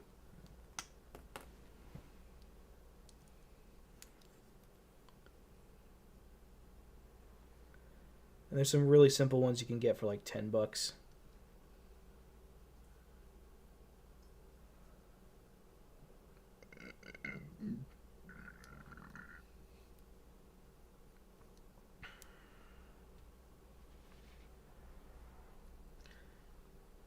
High grades are a lot of fun to put together. They're simpler. I wouldn't say they're easier per se, because like master grades aren't hard. They're not difficult. They're just, you're doing the same steps that you would be doing on a high grade. You're just doing more of them. So it's a longer build more than like a more difficult one.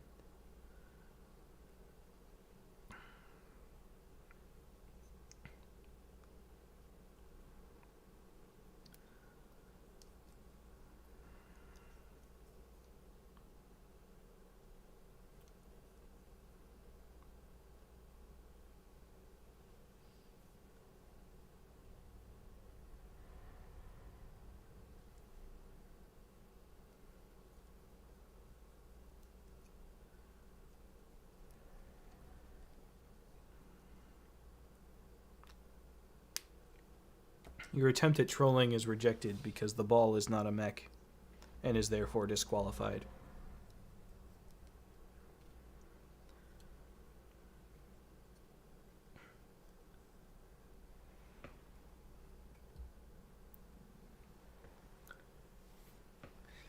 Alright, now for the backpack.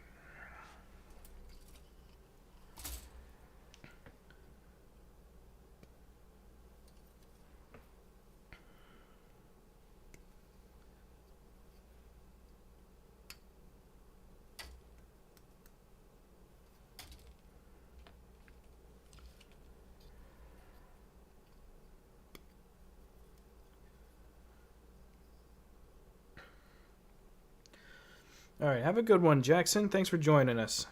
It was good having you.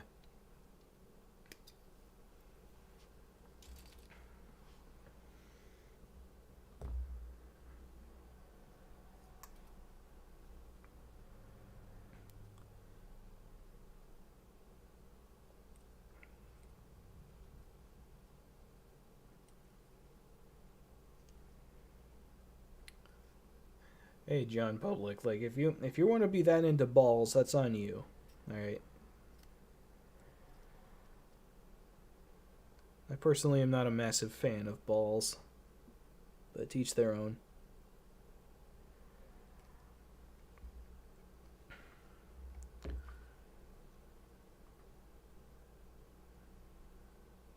Do it, you coward. Send me them pics. pics of something I'd like to eat in your general vicinity. Let's see. What could you possibly send me?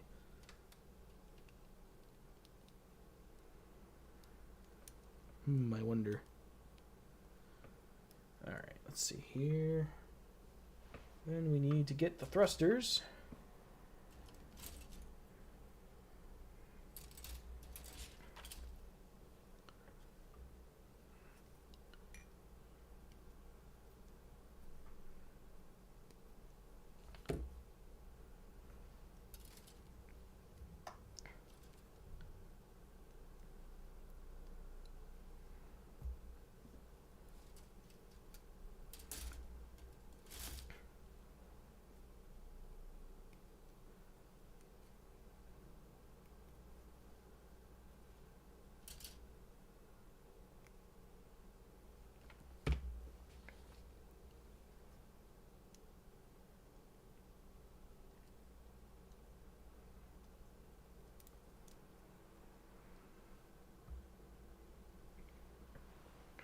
Alright, and then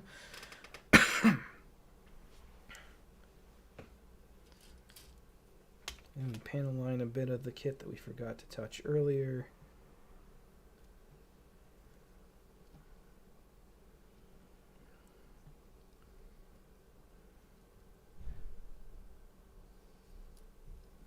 There we go. And that is the Heavyarms Gundam.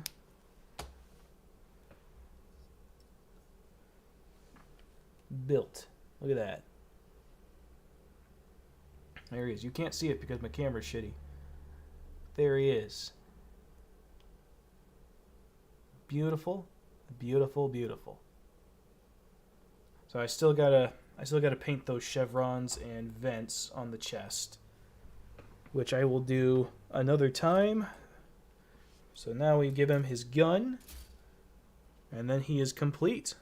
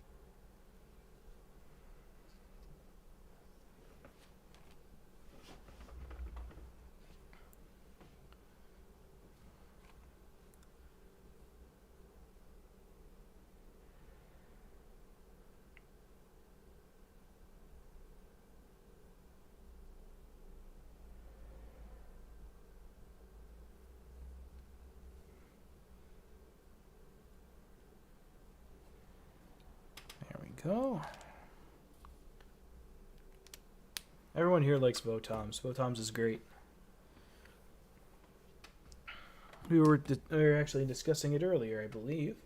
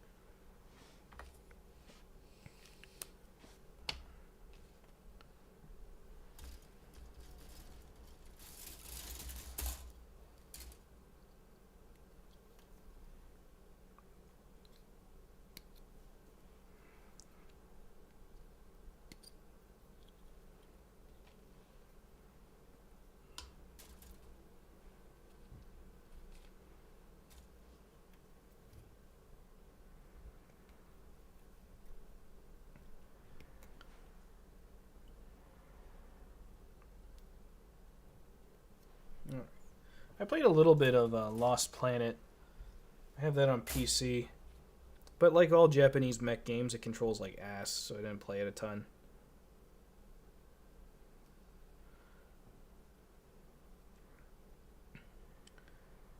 I do love Titanfall 2 though. That is a fantastic game.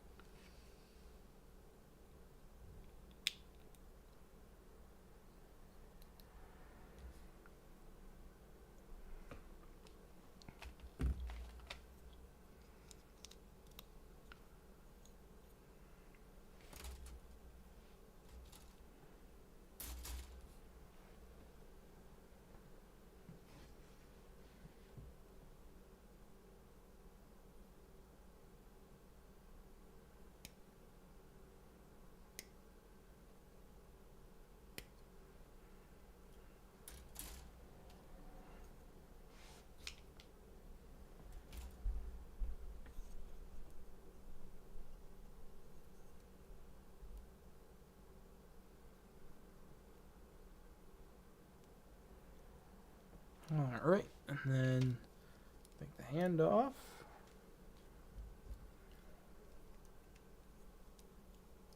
And boom. He is completed. Look at that. Beautiful.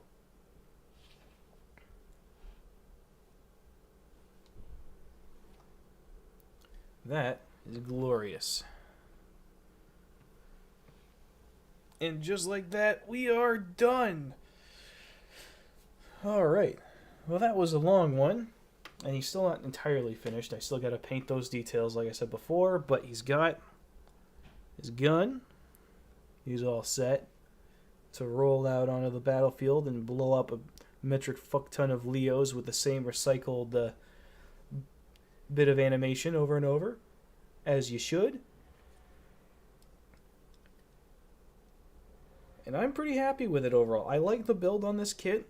I think it's pretty good. The posability's alright on him. It's nothing mind-blowing, but it's definitely up to standard. So yeah, I think that's gonna be a recommend from me if you like Gundam Wing, which you should because it's objectively the best Gundam show. But there he is, panel line and put together. I like it. I'm happy. So, that's definitely a good time. Enjoyed hanging out with you all. I gotta go and get some food. I gotta rest up. My throat is killing me, and I think I'm coming down with a virus of some kind. But